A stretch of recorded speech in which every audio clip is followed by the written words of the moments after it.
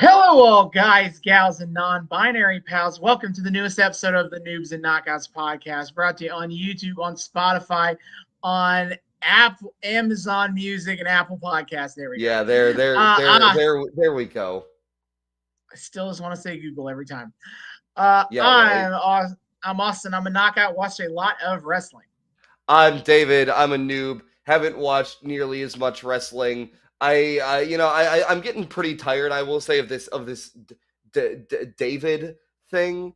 Um, I um, I've decided, to allow myself to slowly, very slowly transition myself into a whole new persona.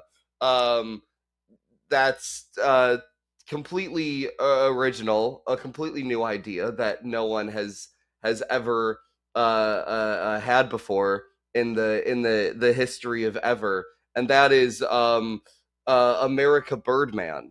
Um,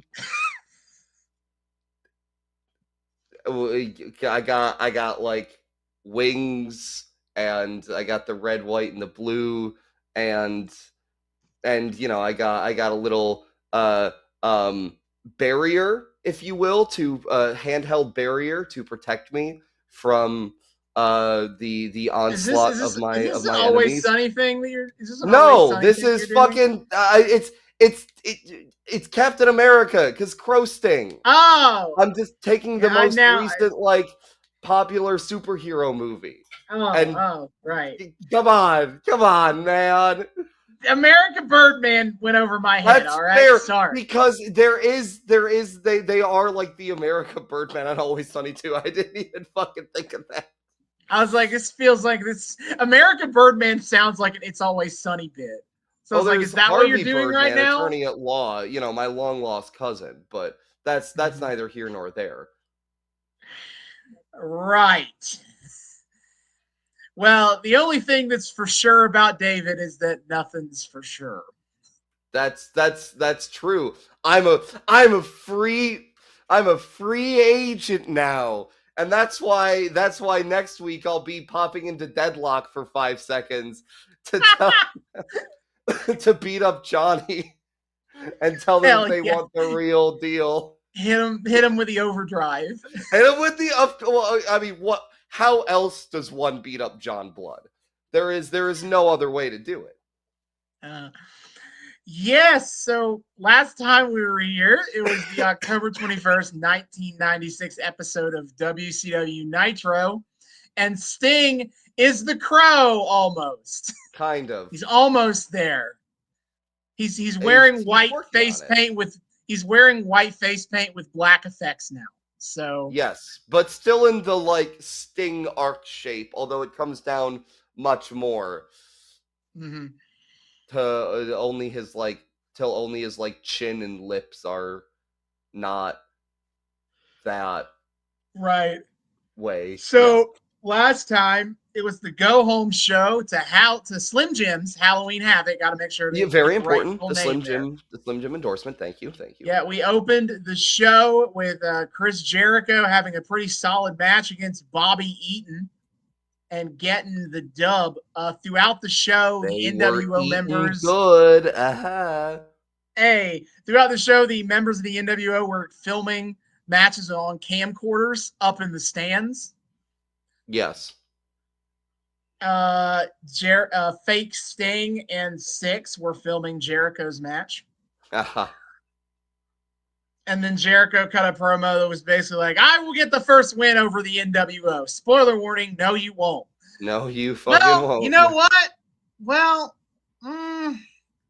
he Wait, kind of what? will, but What? not at Halloween Havoc. But like, I mean, either way, like, hello? The prophecy? It's not as impressive as you think, but that's for the back half of the That's episode. okay, fair enough. We had Dean Malenko wrestling Jimmy Del Rey of the Heavenly Bodies, except his gimmick is now Jimmy Graffiti. He likes graffiti. He Larry Zabisco is very concerned by what the youths are doing these days, I bet he is. Dean Malenko gets the win, helping. He's setting up because he's got a match with Rey Mysterio at Halloween Havoc. Then we get DDP versus Sergeant Craig Pittman. And the match ends when Teddy Long distracts the referee while DDP is in the arm breaker for no reason. And DDP gets up and hits the diamond cutter, walkity. And then afterwards, Teddy Long is bitching about you screwed me over because you didn't pay attention when my man made DDP give up in the submission, to which the response is, well, why did you distract the referee during your own man's submission in the first place? Yeah. Teddy Long just kind of keeps being the world's worst manager for some reason. He is absolutely terrible at his job. Utter incompetence. That's like just starting. It's just getting to a point. It's starting to read as malicious intent. Like, were they going for something here? Unfortunately, no, because I've already watched the next pay-per-view after Halloween Havoc, so I know where this goes in the aftermath. And no, it wasn't intentionally malicious. He's just dumb. Teddy Long is just dumb. Oh man, that countdown till his departure for the Fed can't be over quick enough. Holy shit. For real. We had Ron Studd versus Jeff Jarrett, but before that, Ric Flair came out and had to test Jeff Jarrett's metal in a strut off contest. And for reasons.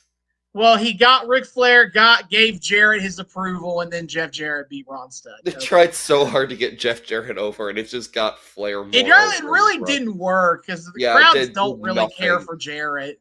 They don't give a shit. Then as we hit into hour 2, Lex Luger takes on Roadblock, and the whole gimmick is, oh my God, Roadblock is so big. Can Jeff Jarrett pick him up? And then, of course, Jeff Jarrett picks him up. And then Jeff Jarrett slammed Roadblock.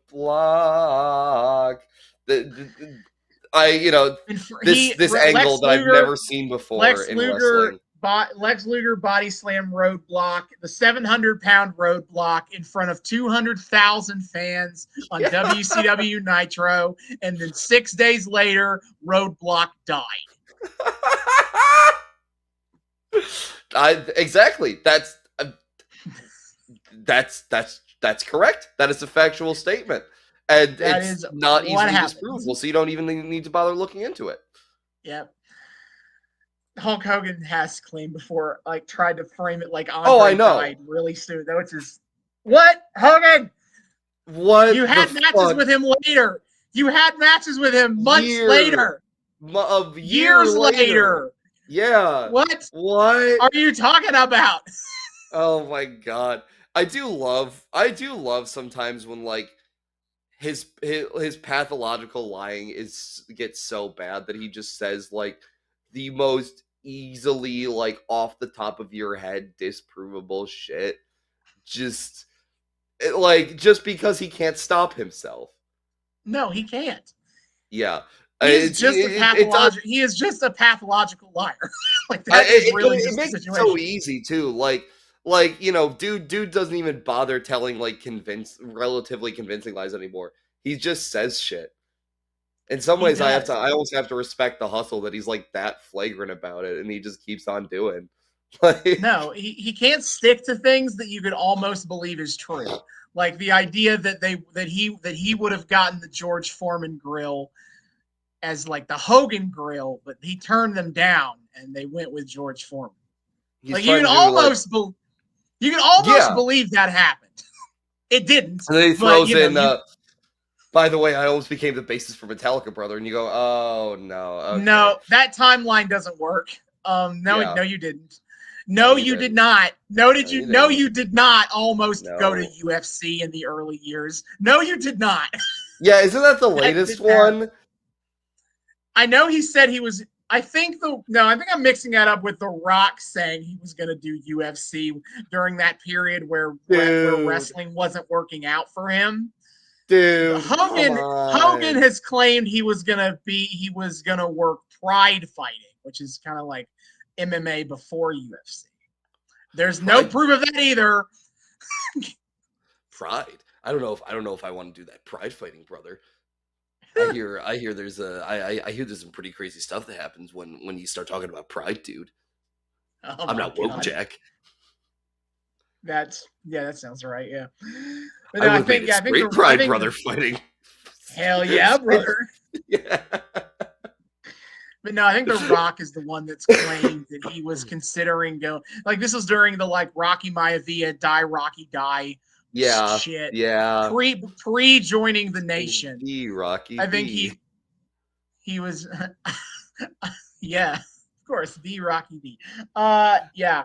I think he said that he was considering going into MMA because it didn't seem like this wrestling thing was working out. Sure. Okay, fine, whatever. I don't think there's any evidence of that either. Probably not. So then we get the Harlem Heat versus the American Males. After a load of horse shit, the Harlem Heat win again. That seems to happen a lot. Really? We are I've running never encountered this before. now. We are running a bit of a quiet, subtle angle of the slow breakup of the American Males because spoiler warning, the Marcus Bagwell is about a couple weeks away from joining the NWO. We are on the path. So they're kind of running this angle now of him like the American Males suck ass as a team, and Bagwell thinks that Scotty Riggs is the weak link. He thinks Scotty Riggs isn't aggressive enough. He's not doing enough to get him to help win him the matches, and he's about to drop him like dead weight. So like every one of these matches, it's like a story of like Bagwell is trying to be more aggressive and kind of take a new style. Riggs isn't into it, and they lose. And he's about to join the NWO. Outstanding stuff. We get the Faces of Fear versus the Fantastics. All right. Oh yeah. The Faces of Fear win. Shocking. They show us the video of Liz from last week talking about how much she loves Randy. Then we get Mr. JL, Jerry Lynn, in a mask, taking on fake Sting. And then Sting shows up and beats up fake Sting, and the NWO doesn't care. And I'll say this, I've watched a month of TV since then. No, we haven't seen fake Sting since this happened. Thank God. They really did drop his ass like a bad habit. That's fucking based. So Sting, the NWO offers Sting a spot in the group. They try to sell him on, the NWO's taken over, and Sting, you can be a part of this and become, the top. You can be at the top.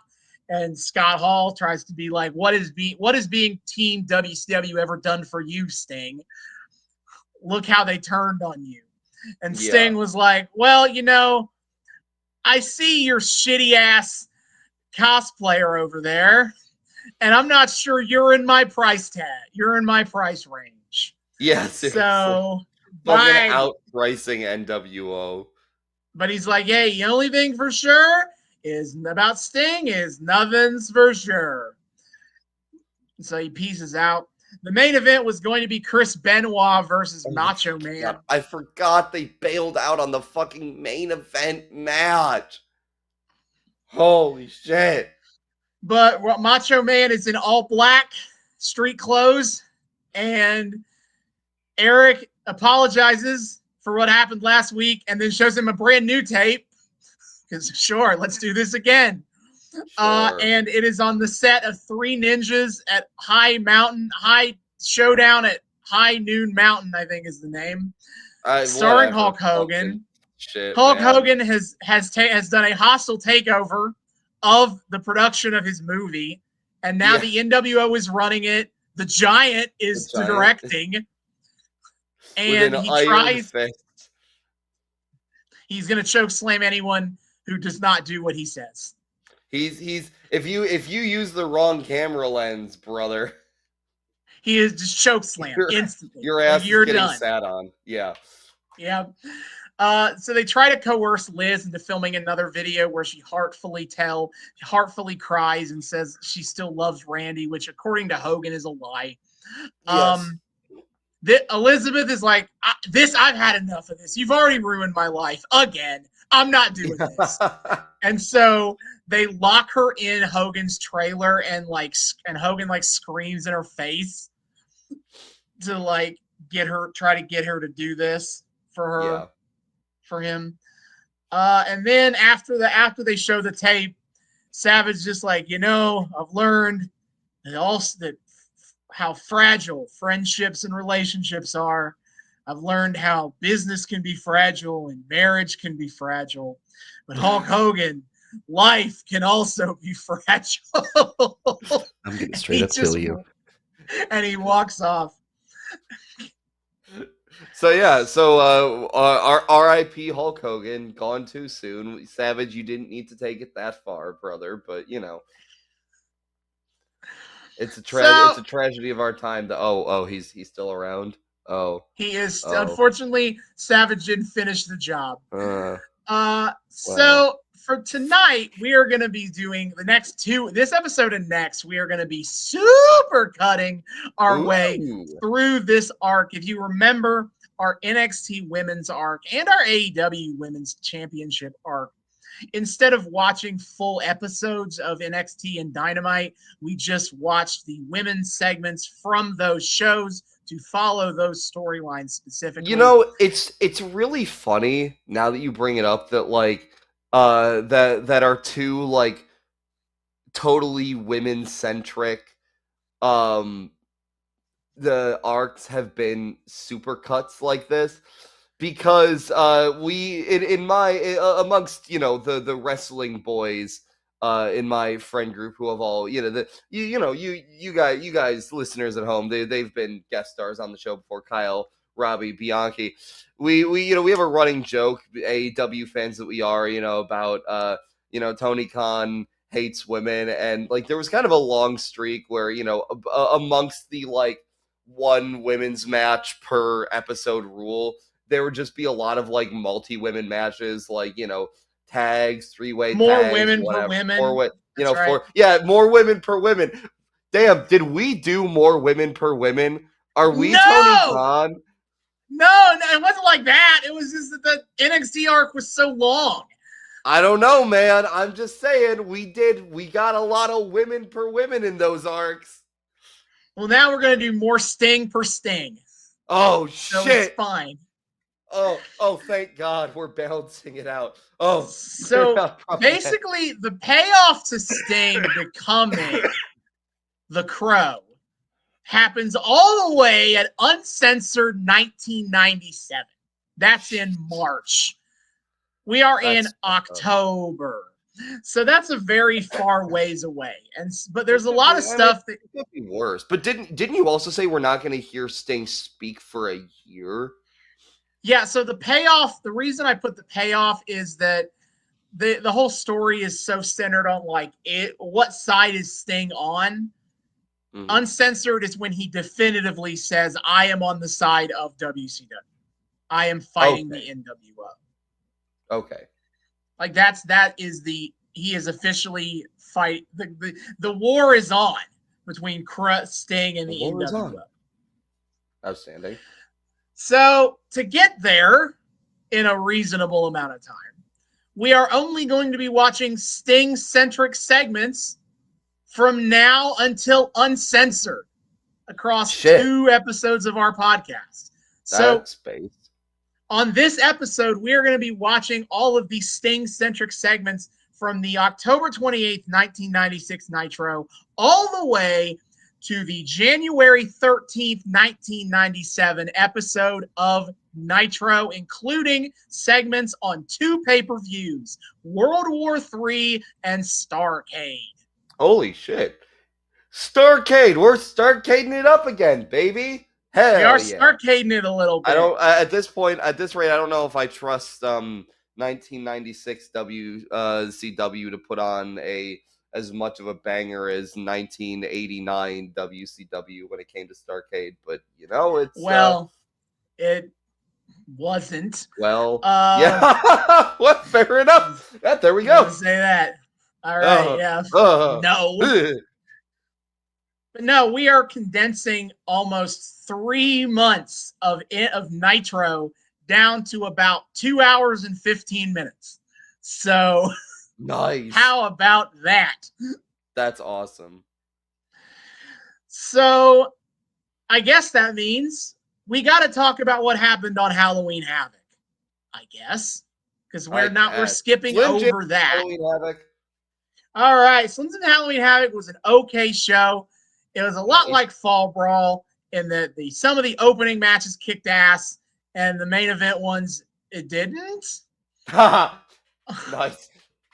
So we opened the show with Rey Mysterio Jr. defending the Cruiserweight Championship against Dean Malenko. It's pretty much the best match on the show. You would be shocked by that. Shocker. Malenko hits an avalanche gut wrench suplex and pins Rey to win the Cruiserweight Championship again. Yeah. So Dean Malenko is the Cruiserweight Champion again. Oh, the forever feud keeps on chugging, baby. Yep. Then backstage, they interview Jeff Jarrett alongside Ric Flair, and they just hype up the match. Tonight, Ric Flair says he's going to be with Jeff Jarrett all night long. Oh. All right, we get Diamond Dallas Page versus Eddie Guerrero. The match is fine. According to the dirt sheets, Eddie Guerrero came in with the flu and also hurt his rib during the match. Oh, no. So I don't think it ever really hits the next gear. The match with Chavo, the previous pay-per-view, was better, and I don't know. I just feel like I feel like I'm ready to be done with this feud, and I am. This is the last match. Man, but you hear DDP versus Eddie, and you go, "Oh shit!" So that's unfortunate. It's funny too because I do wonder sometimes, like, damn, we never really hear about wrestlers like being gone because they got like the random 1 week stomach bug or something. It makes you wonder because I'm over here. I was a couple weeks ago. I was fucking dying, and I'm like, damn, do wrestlers do this? Do they are they I don't know, human? So it's nice to know that even the great Eddie Guerrero could sometimes be brought down by the sniffles and a little ache in his tummy. So, but in the end, DDP hits the Diamond Cutter and wins the match. A bang? He does bang. Bang.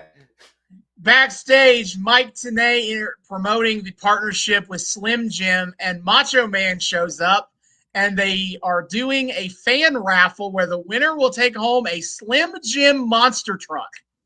What? And so Randy Savage picks out a winner. Yeah, they're going to send someone a monster truck. What? And so Randy Savage picks out a winner. It's some random woman. I don't know. Randy Savage is like, hey, if you ever want to take me out on a date in that Slim Jim monster truck, I'm down. Oh, my God. Yeah. Hey, how would you like to be locked in my dressing room during full tapings of Nitro? Oh, yeah. Yeah. Then we go to the Giant. Ted DiBiase is with the Giant. I should know that the Giant right now is holding the United States title. He is not the United States champion. Ric Flair is the United States champion. The belt is vacated because Flair is too injured to defend it. But instead of doing anything about that, they're just letting the Giant run around and carry the belt as if he is the champion. He acts like he's the champ. And it's like, no, you're not. I see he trained he went to the Arn Anderson School of Championship Acquisition. Absolutely incredible. He did. So then we get the Giant versus Jeff Jarrett. I mean, the match is blah. Jeff Jarrett doesn't really know what to do with a guy that big. All of his normal moves are kind of not here. What are you talking about, brother? He had such a banger against Big McLarge Huge last week. You're right. And the Giant isn't at a point in his career where he's really good. He's not good at using his size to have good matches yet. Yeah. So the match, I don't exactly is trash. recall Giant versus Hogan being a particular banger It either. wasn't. No. It was not. Like, Big No. Show will have good matches in his career. He just Yeah. isn't there yet. So it's blah. I Ric feel like Flair Poor comes. Paul White catches a lot of flack, but like he's not a bad wrestler. Like he has a career as long as he does for a reason. Like, you know. Mhm. But Whatever. Ric Flair comes out during the match, and that is important as the Giant tries to hit a choke slam on the outside to Jarrett. Ric Flair walks over and punches Giant in the balls, and that is a DQ. So the Giant wins by disqualification. Oh my god. Thank you. I'm so After the glad match, but that we after the came to match, such a the Horde. satisfying conclusion. Yeah, after the match, the Horde. Oh, conclusion. You think this is the last time Jarrett and Giant are gonna wrestle? That's not a conclusion. No. They have a match the next pay per view as well. You are wrong. Calling this the conclusion. No. They keep it going No. another month. No, I thought this was like a stepping stone for Flair, for Jarrett. No. Anyway, after the match, the Horsemen hit the ring, and they kind of end with a numbers game. They scare off the NWO they make the NWO back down. After the match, Ted DiBiase gets back on the microphone and is like, "That's another win for the NWO." Thank you. All right, brother, if you say so. Thank And you. then he hypes up that Chris Jericho is up next. Six is going to take him down, and Six says he's coming for that cruiserweight title. Then Six and Jericho have a pretty solid match, as you might have expected. I did expect that, actually. Yep, pretty solid match, but Six they run Nick Patrick gimmicks all the time, where Nick Patrick counts slower damn for it. Jericho. The biggest thing against the match is the story is in the Nick Patrick shenanigans. See, it this is why I culminates. get fucking annoyed about it. You were last time you were like, "Oh, what's wrong with it? This is fun." See, this is why this shit's fucking annoying, because it distracts from everything else.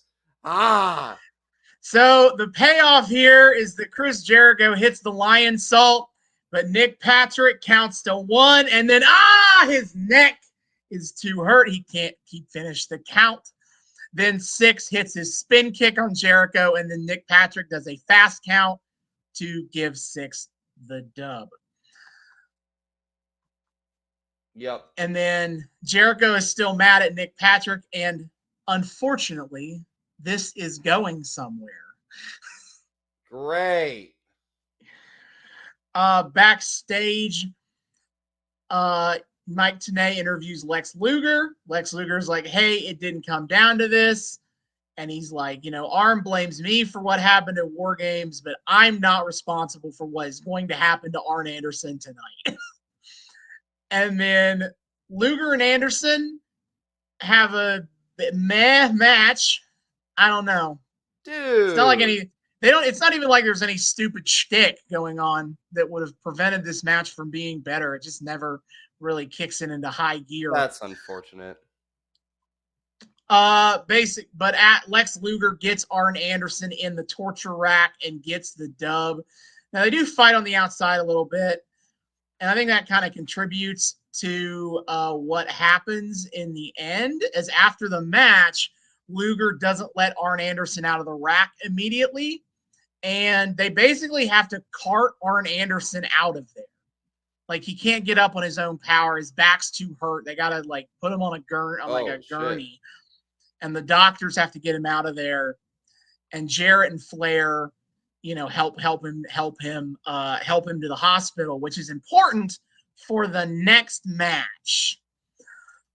So the next match is the Faces of Fear, Mang and the Barbarian, taking on Mongo McMichael and Chris Benoit. So there are shenanigans afoot in the finish. The match is okay, is whatever. The shenanigans is that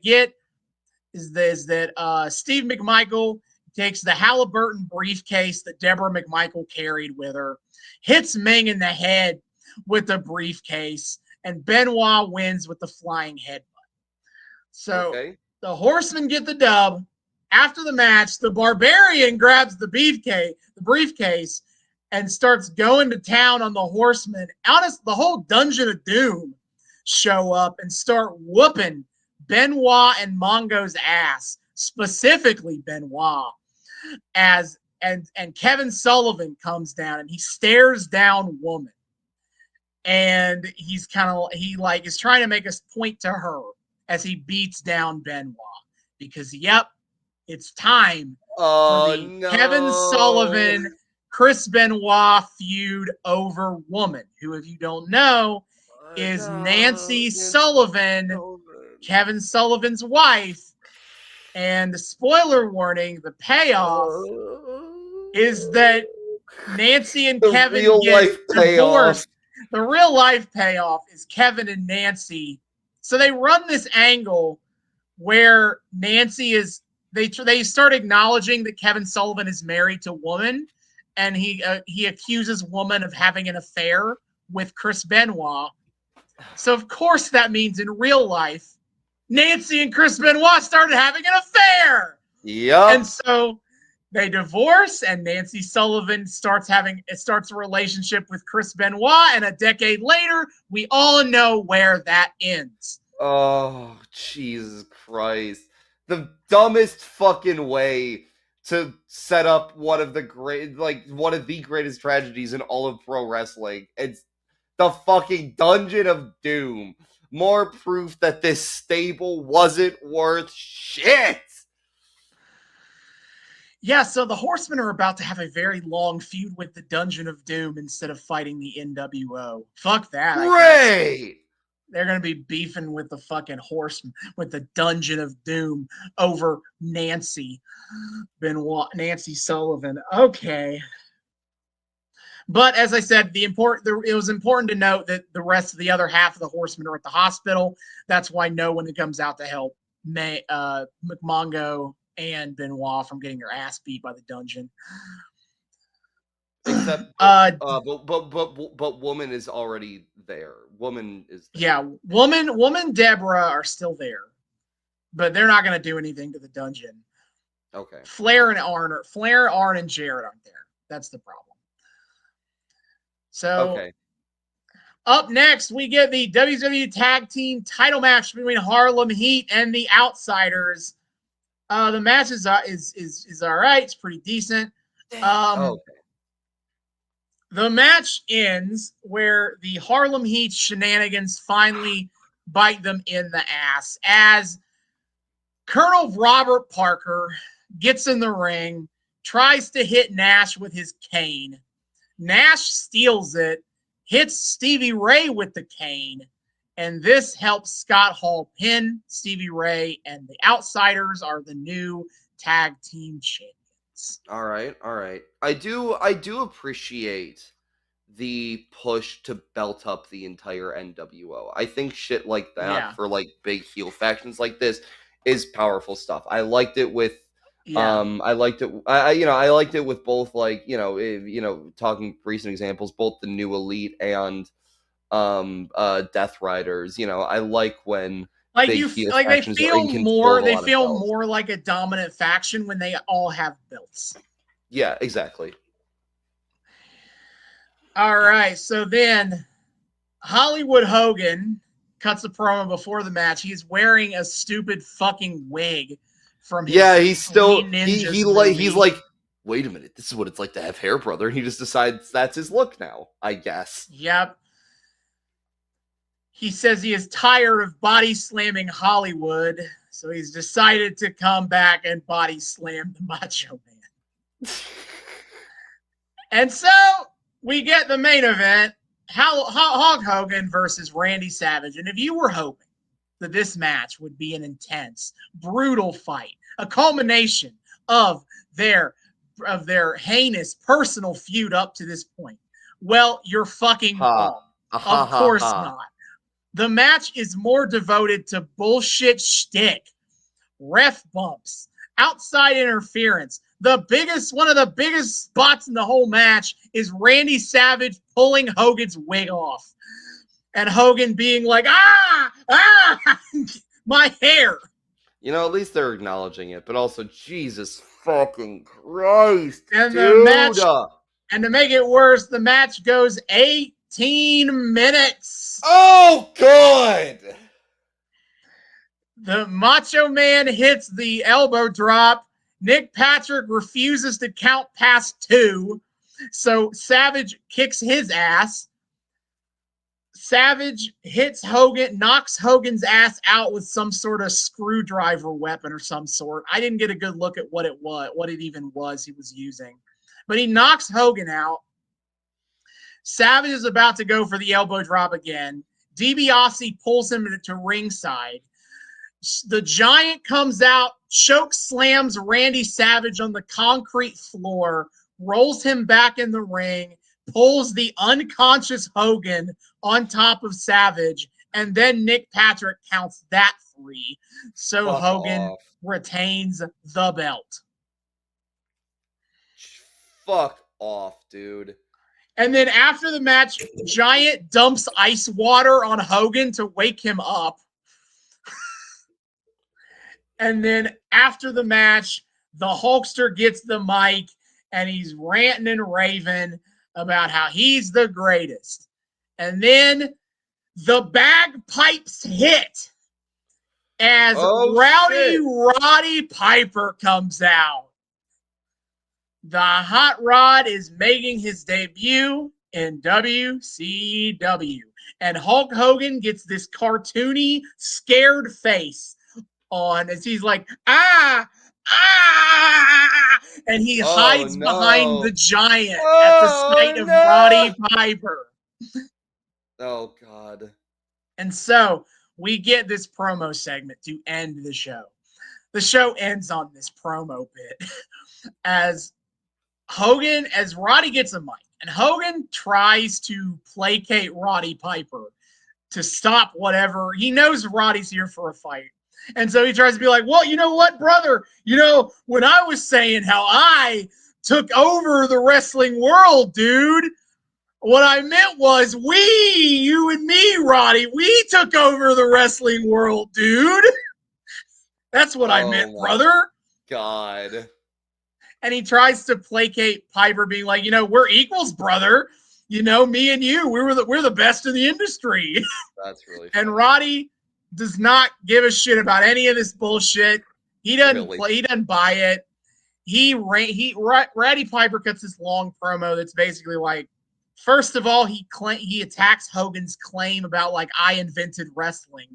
He was like, I was wrestling in garages in Canada while you were playing in a hippie rock band at the bar and grill. What do you know? That's awesome. And so he complains about that. And then he also he tries to argue that he is just as big, if not bigger, a star than Hogan is. Because he's like, you talk about how all these people cheered for you. Would they have been cheering for you if they didn't want to boo me? Oh, shit. And so, he, at the very least, says he should get equal credit for how big a star Hulk Hogan is, if not it being entirely actually him. He's the one responsible for Hulk Hogan, actually. So shut the fuck up. Yeah. Just, you know what? What a great strategy against Hogan. Just counter his, outlandish bullshit claims with your own outlandish bullshit. That's the only way at this point. Just And start. so Piper, He starts saying shit. Just start saying shit back. yeah. So Piper is like basically offers a truce to Hogan, where he's like he wants Hogan to shake his hand and say that Roddy Piper is better than he is. Roddy Piper brings up that he is the one man that Hulk Hogan could never beat, which is not quite true because the Ultimate Warrior exists as well. But he is correct that very famously Roddy Piper has never jobbed a Hogan because yes, the no power matter of the politicking. no matter what Hogan thought he could do, Roddy Piper was always there to say, that doesn't work for me, brother. And he pretty Dude. much never took a clean loss to Hogan. He is the one heel that pretty much never jobbed to Hogan. He always came up with some bullshit way to not be the one to take the loss.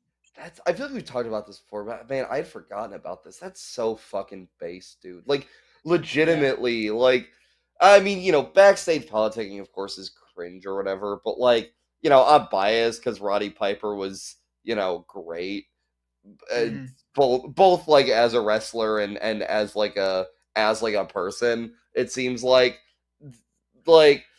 eh, fucking good. All right, give that fucker a taste of his own medicine, and like legitimately a good setup for like if you're going to like bring in bring back like these historical feuds for Hogan, between like Mhm. the Macho Man feud and now Piper. Um, this is a great way of setting up the Piper feud, where you are lampshading the fact that this never happened in the other company. And I'm sure they're not going to remotely waste this great setup on an overlong feud that never comes to a satisfying conclusion. I mean, I'm going to be the one suffering through that and not you. Yeah. Look, we both had to watch the main event of Halloween Havoc '97. To be fair, That's true. but You yes, do you do you see will be how going that through a lot. goes. Oh God! And isn't that even like not done by then either? I feel like that's the end of it for them because they main event Starrcade '96. That's the big one. Oh yeah, and that's the one where you're like, and now we can be done with it. Well, that's one of the big ones where you're like, and now we can be done with it, and then they're not. Except it wasn't. Yeah. And then So because then we've also talked about, okay, you ultimately set Hogan up against Sting, and that can be the end of it. And and no, then and then no. no. So they just kind of rant at each other. This promo is so long, they go off air while they're still talking. Holy shit. They go, sorry, folks, we are out of time, as they are just ranting at each other. Holy shit. Oh my god. I'm so glad this is how we're spending our time. We're allocating our time on this fucking pay-per-view. Yeah, so, and then if in case you missed that pay-per-view, don't worry, because they will replay the entire promo segment with Roddy and Hogan the next 2 weeks on Nitro. Not Oh, that well, we're thank watching it. God. I've Thank already God. watched it, but great. I was so worried about that. Yeah, all right. So from here on, we're going to be watching this. I have been watching I've spent this week watching like half of this shit already.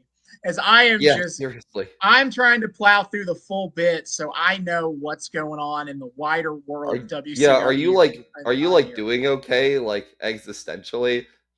I mean, I watched World War III this morning and it sucked. Oh World War no. III is a dog shit pay per view idea. It is an idea that No. sounds so fucking cool on paper, but it sucks. Yeah, World War that's III is main evented by a gimmick where they have a 60-man battle royal between 3 separate rings. yes. It sounds cool, except you watch it and you just have no ability to follow anything that's happening. Like they Yeah. got this like perma 3 camera setup, one for each ring, and it's just until it gets down to people, it's just at stuff to be happening. Like, you can't focus on anything because there's 3 rings of people doing stuff. Man, I actually do think that. And a 60-man battle royal means that, like, you're digging deep into WCW's roster. Like, they are putting out the absolute jabroni jobbers in here to fill out 60 men. Which, like, okay, I fucking, like, thinking about it, I feel like a war angle would actually be an interesting way to, like, reach the culmination, the grand finale of, again, in fantasy booking, the world in which the NWO actually gets, like, booked well and doesn't, like, just get, you know, overblown into oblivion. Like, a war angle like that would be a really cool way to, like, cap it off or have it reach a climax. They tried a smaller war at War Games, the 4v4, but, like, if you could just find some way to bring it to, like, get a large chunk of the roster after they've been talking so much about, like, dudes in the back are trying to get their hands on them, dudes in the back want it, blah, blah, blah. Like, if you could find some way to culminate in, like, some giant, like, battle royale or something, and then, one final where Hogan loses the belt or whatever, that would be such a cool way to go about it. But, of course, Eric Bischoff being Eric Bischoff, he has the concepts that have so much potential just get turned into absolute gobbledygook. So imagine my shock that World War III sucks. It's not a good pay-per-view. So we come back in the back half. We'll have a lot of Sting stuff to talk about. Fuck. We're gonna be watching a lot of matches of in one individual guy at a time, as Sting is about to, like, be really hyper focused on one guy at a time here. So, like, this first few weeks is gonna be, like, super focused on, like, I was gonna say it, like, Jeff Jarrett. You're gonna be watching all the Jeff Jarrett matches as to cover. Okay, fair enough. Sting's appearances. We'll have a lot of focus on Lex Luger matches as well, because obviously Sting has feelings about Luger. Well, yeah, really. I mean, that has potential. I hope they actually turn out well. I mean, I've liked what I've seen so far. Okay, well, that's reassuring. All right. We'll see. Yeah. So, if you'd like to watch along with us, there was all on Peacock. I don't really know if you want to go through all of this if you don't have to. True. But yeah, all of Nitro and all of WCW pay-per-views are on Peacock. Mm-hmm. And so we'll be back to discuss about 3 months worth of Sting. Holy shit.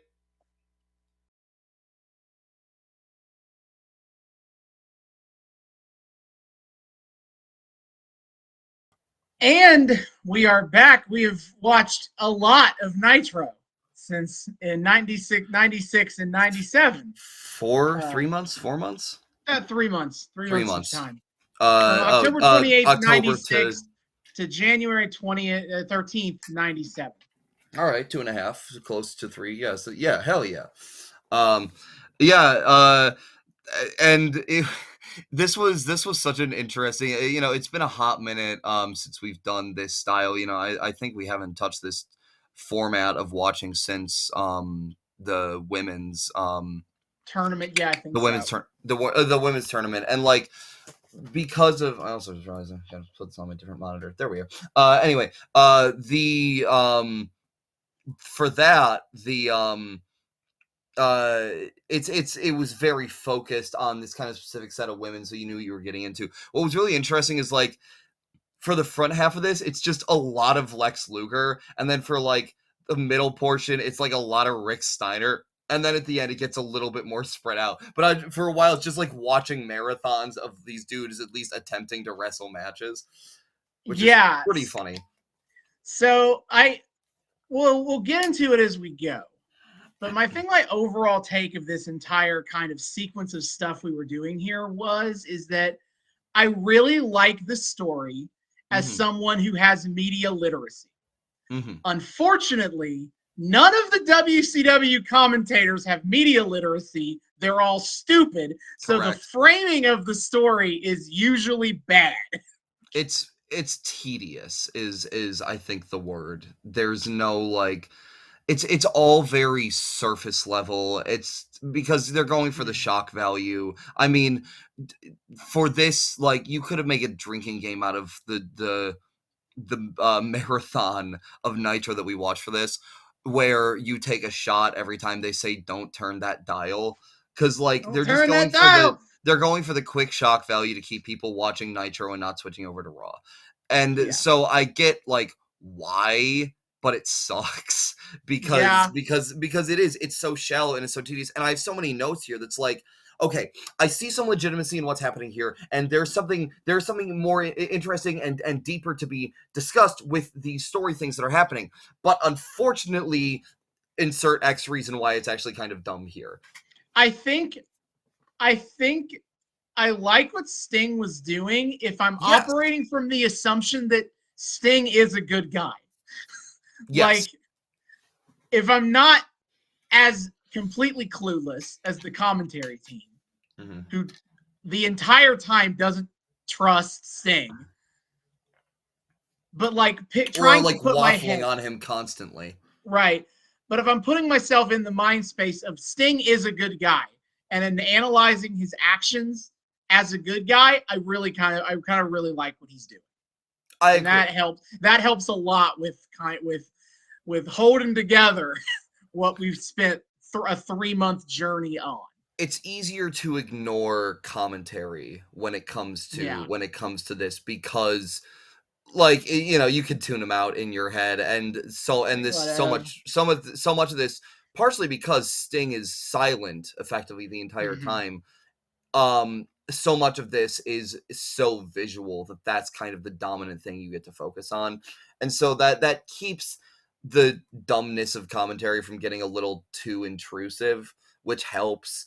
But yeah, like, this is a thing that I'm gonna sound like a broken record. It's a thing I harped on, and we'll get into it when we actually discuss it. But as like an overture here, it's like so much wasted potential. There is a lot of potential here, and a lot of good / interesting ideas, but just they were executed in the wrong order, or they were executed with not nearly enough thought behind them, and like what could have been revolutionary storytelling effectively amounted to unique storytelling with some legitimately cool moments sprinkled in and a lot of like tedium in between.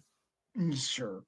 Yeah. So we start on the October 28th, 1996 episode of Nitro. Yeah. We kind of open the show here with a match. Juventud Guerrera versus Lord Steven Regal, who is the WCW TV champion. Yeah, which is a thing that exists, apparently. I knew that. And I know that it's the 5th most important belt in the company. But good Lord. Apparently, Steven Regal won the title and then immediately went on an overseas tour for several months, and therefore hasn't been on TV with the belt since he won it. Yes, this is his first defense since winning the belt. Now, I don't know if this is his first defense ever, or his first defense on WCW. Commentary was kind of unclear on that point. I don't know if he defended the belt in Europe, which is an important question to ask, because later on we get information when we're like in the Jeff Jarrett of it all that fucking that there is a 30-day clause on defending WCW belts, after which you get stripped of them. It is a very key element in the U.S. title story. Yeah. Yes. So has Regal been defending it overseas, or do the rules just not apply to him? Is it like you need like wrestling Interpol, otherwise you can't like prosecute him internationally or something? I'm looking on Cage Match. Come on. So he won the title on Saturday night on August 20th. Oh, thank God. It's held up to the prestige of being on Saturday night. Then he had an untelevised defense against Jason Cross in England on September the 3rd. And then he defended. Then he had a title for title match against Tony St. Clair in Deutschland that ended in a double countout. Of course it did. On October 5th. And then he's on TV. So sort of all closely, almost 30 days. Because between what? September 3rd and October 5th, he technically broke that. Yeah, well, it's the TV title and no one cares that much. Now, it's the TV title. And what's better for the TV title than having matches for it that aren't on fucking TV? Anyway, but as Regal is making his entrance, we cut up to the rafters and holy shit, it's Sting and he's in the face paint. It's very much like it's definitely a lot more Crow than like what it evolved into as the kind of iconic Sting makeup over the years. But yeah, the first time we have the full face look, the white and the black, and he's in the rafters and the everything. Yep, he's and there. So he's watching. Larry Zbyszko calls Sting a lost soul. Up there, Larry Zbyszko does not get the fucking message about how we're supposed to talk about Sting. I know that WCW doesn't produce their commentary as tightly as Vince does in the WWE, but clearly they didn't tell anybody how you're supposed to react to this because Larry almost buries the fucking gimmick right at the start here. How so? Well, I guess it's more after the match, but after the match. They cut the Sting again, and Larry's like, he looks pathetic up there, and Tony Schiavone's be like, well, I mean, not pathetic, more like scary. Brother, oh my god! Like I know Zbyszko's kind of a heel commentator, but Jesus, but yeah, once again, I was like, oh shit, we're getting fucking Regal versus Juventud. That'll be a cool match. Immediately cut to the I wish.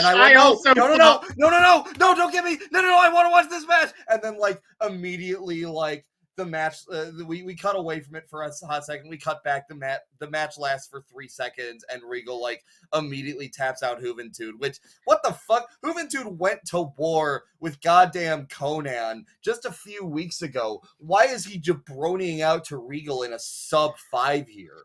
What the shit? So not only is Sting a distraction, as the match gets started, the fucking NWO street team is back with more signs. That's the thing that made me go, no, because I thought and Six is in the crowd. No, go away. I want to watch this match. Get the fuck out of here.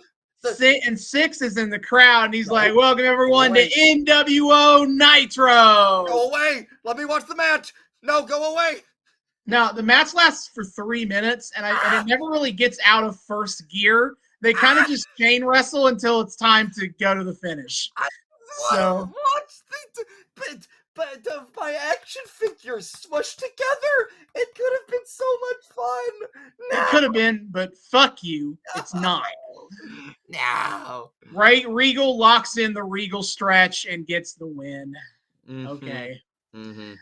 Tony Schiavone says that he's going to interview Steven Regal.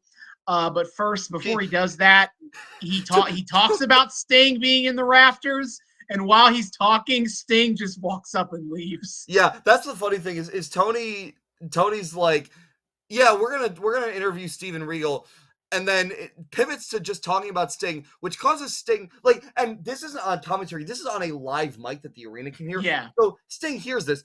He walks away after hearing this, and then he's like, oh, yeah, by the way, we got to cut to commercial. And hopefully afterward, we'll be able to have a talk with Regal. What? But you just said you were going to – okay. Okay. It was also funny, too, where he's like he's talking about Sting, and he's saying that many people expected Sting to come to his senses at Halloween Havoc, which – why? What could have triggered that? Why was anybody thinking that? No, Sting was never supposed to be a part of Halloween Havoc. Yeah. Not on paper at all. Yes.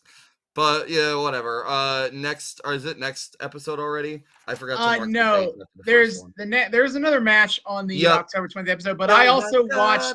There's a thing that only I watched that I think I should bring up here. Yes. So Jeff Jarrett has a match with Ricky Morton and he gets the dub, whatever. He challenges the Giant to come and fight him right now. The Giant was up in the crowd and he didn't take that challenge. Jeff Jarrett said last night was a big night for the Horsemen. He said the Giant wouldn't choke slam him, and he didn't, which that's true, but I don't think you were just promising to not get choke slammed, Jeff. I think you were promising to win, which you didn't do. Ric Flair punched the Giant in the balls, and there was a DQ. So Jeff Jarrett is challenging the NWO. Jeff Jarrett says the WCW needs to unite. He calls out the Dungeon of Doom, have been jumping the Horsemen recently. Got their problems with Benoit. He talks about Luger trying to disable Arn Anderson, put him in the hospital. And then he says that Sting refuses to step up and be a leader for WCW. Remember this. And he calls out Sting like this. And then we move on to later in the show. Booker T versus Lex Luger. Yes. Can you dig it? No. Lollipop. He's still workshopping that one. Notably, Colonel Robert Parker is not with Sherry and Booker, and we get a cut-in promo from Colonel Parker, who tries to be like, "There's no problems between me and the Harlem Heat. That's everything is fine. Everything is fine." And no, it isn't. See, I appreciate you translating that, because when I watched that little picture-in-picture interview segment from Parker, all I heard was howdy, yeehaw, y'all. Well, he's gonna stop being howdy, yeehaw, man. As what? We'll talk about it when we get to World War III. What? Does he like drop the accent and everything? No, but he stops dressing like he owns a plantation. Oh, well, that's probably for the best then. Now, right. He changes to being something even sillier. Oh, no. Well, I do declare. Yeah, but anyway, so Lex and Booker T have a decent match. Maybe? Yeah, I was like, look, at this point, man, I'm fucking so starved for any kind of action. I don't think I was super into this match when I watched it first, and then I had to watch all the other Lex Luger matches, and I was like, and I think retroactively, I think the Booker match is even better. I'll be real. Bit of a hot take. Across the board, did not mind the Lex Luger matches in this arc. Again, maybe it's because I'm just so fucking starved for in-ring action in this fucking arc that any kind of substantial match, I'm like, yeah, 5 stars, 6 stars, let's go. But like, I don't know. I didn't mind the work that was being done and the presentation they were giving Lex for the situation we're in. Maybe. Well, I'll talk more about it when we get to the other matches here. Yeah. But well, like this match is an interesting story too, because they are leaning on the slow dissolution of the Harlem Heat, and so Booker's coming out here solo, and it definitely feels like they're playing it like Booker being a little in over his head. Like they bring that up on commentary. I think Tenay says it.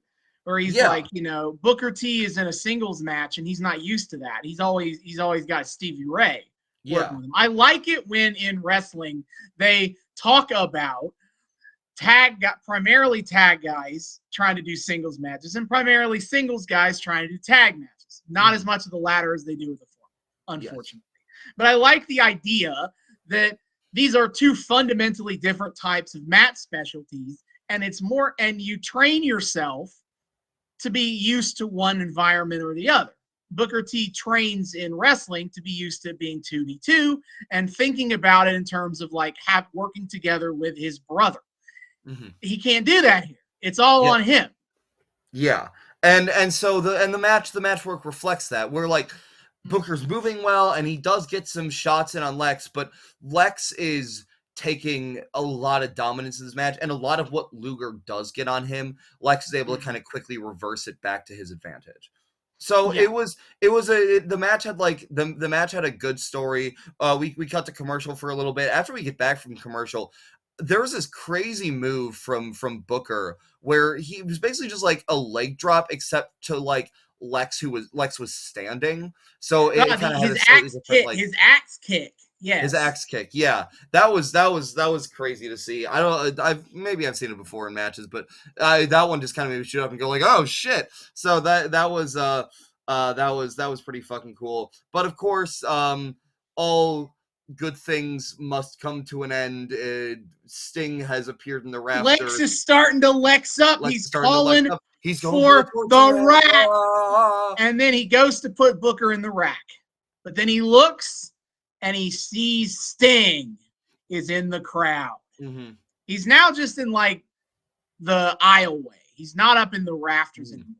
He's like, so Lex Luger, he sees this and he like just pieces out of the whole match and just leaves the ring, heads into the crowd and chases after Sting. Sting turns around and leaves himself, and Luger follows him out, and Booker T wins by countout. Yeah, Booker's like, oh, win's a win. Yeah, I told y'all. He's gloating about it, which is great. Yeah. Him and Sherry are hyping up like they did something here. I know. No, which is a great little character moment. I really like that. And like, it is crazy to think that this is the guy that is someday going to be like one of WCW's big legacy champions. Like, dude is going to be one of the guys, and this is kind of where it starts, which is crazy to think about. Okay, so this is one of those moments where I kind of want to zero in on the ideas being presented here, because this is this whole like Sting interrupts the match and it gets Luger to go and chase him to his detriment to the count out loss. This is the sort of like NWO storyline match interruption shenanigans that I'm okay with. We get a decent amount of match out of it, and we get someone who's heavily involved in this story who has kind of a direct through line to the thing that interrupts him, and it directly affects him.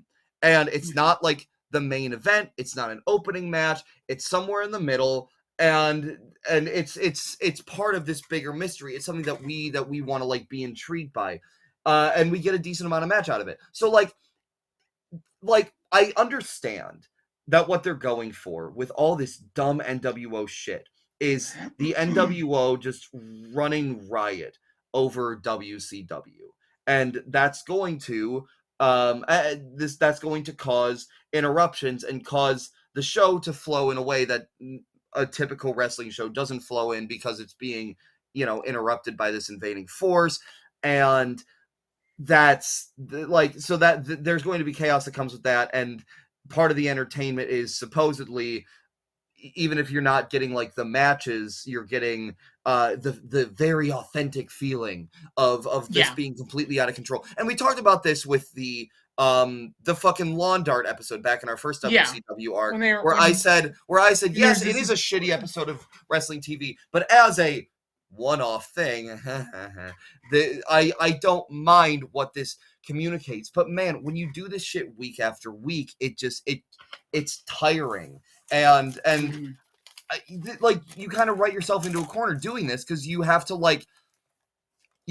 portray something that's out of control while still being able to put on a decent wrestling show. And it seems like half the time WCW creatives like, fuck the wrestling part. We'll just do the other thing and not worry about it. WCW Nitro truly might be the most. I don't think I've ever watched a wrestling show that is more committed to making the wrestling matches not matter. Like, I know. I thought is actually Attitude impressive. Era Raw was bad. Like, the thing with that is that matches don't matter in Attitude Era Raws, in the sense that they're all vehicles to just do a story thing. But the thing is that story thing is connected to the match. Mm-hmm. Like they don't do matches like Juventud and Steven Regal that exist to just have 3 minutes of something going on in the ring. So, but the real thing is Sting in the rafters and Six in the crowd. Yes. Like in the Attitude Era, it's something like, okay, it's the Road Warriors versus the DOA, and that's 2 minutes into 3 minutes into the match, Los Barriquas runs in and beats them up, and all three tag teams brawl for a minute.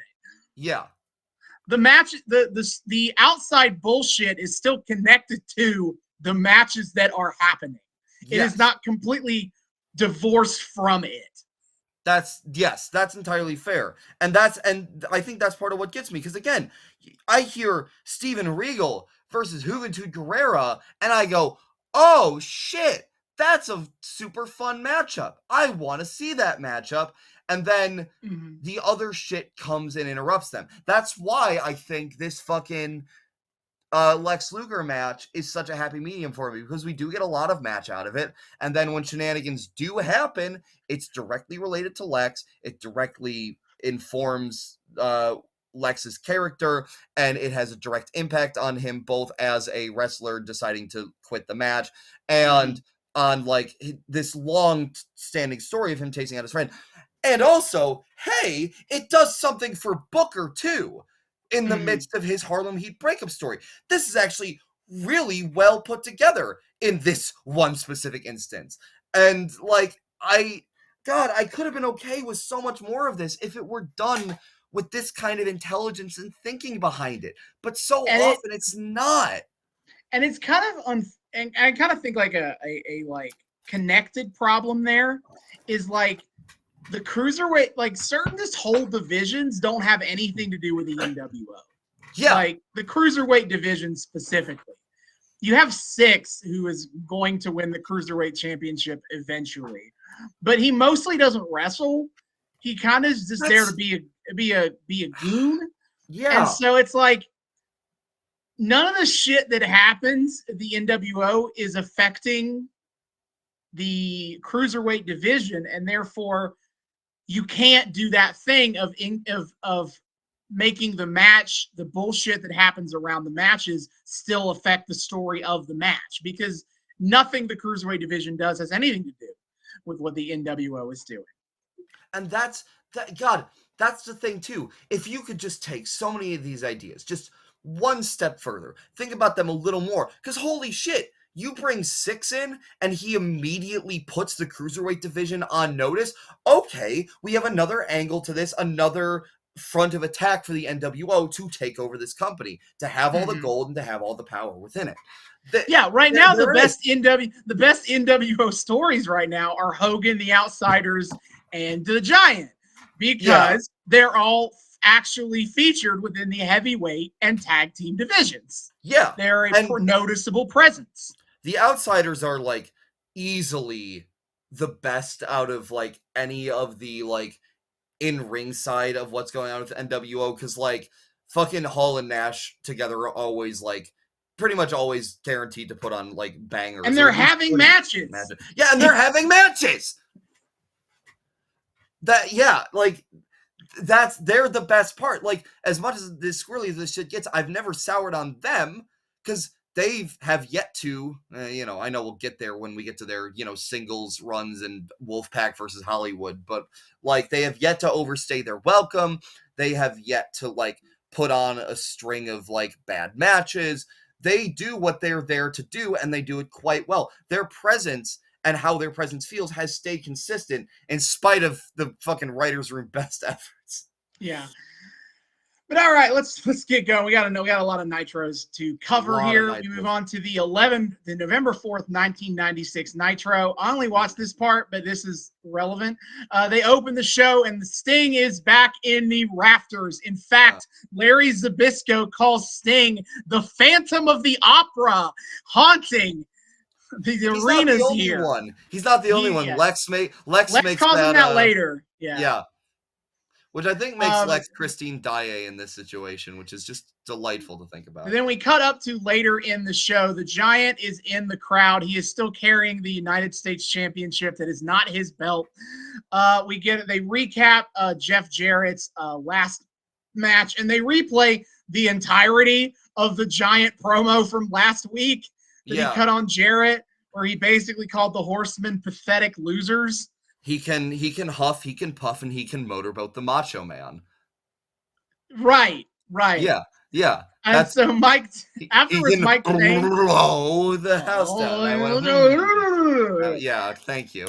And then Mike Tenay interviews Jeff Jarrett and the Horsemen. Jeff Jarrett calls himself the lead horse. All right, buddy. And he tries to do a rah-rah speech with the group. And then Benoit cuts in. And he's like, any business pertaining to the Horsemen will be dealt with by Horsemen. And Mongo McMichael takes the microphone. He's like, I know we're in a time of free agents, but I can't believe it's unshroud. Someone could just walk in here and say this is their house, Mr. Got my foot in the door, Jarrett. Mm-hmm. Thank you.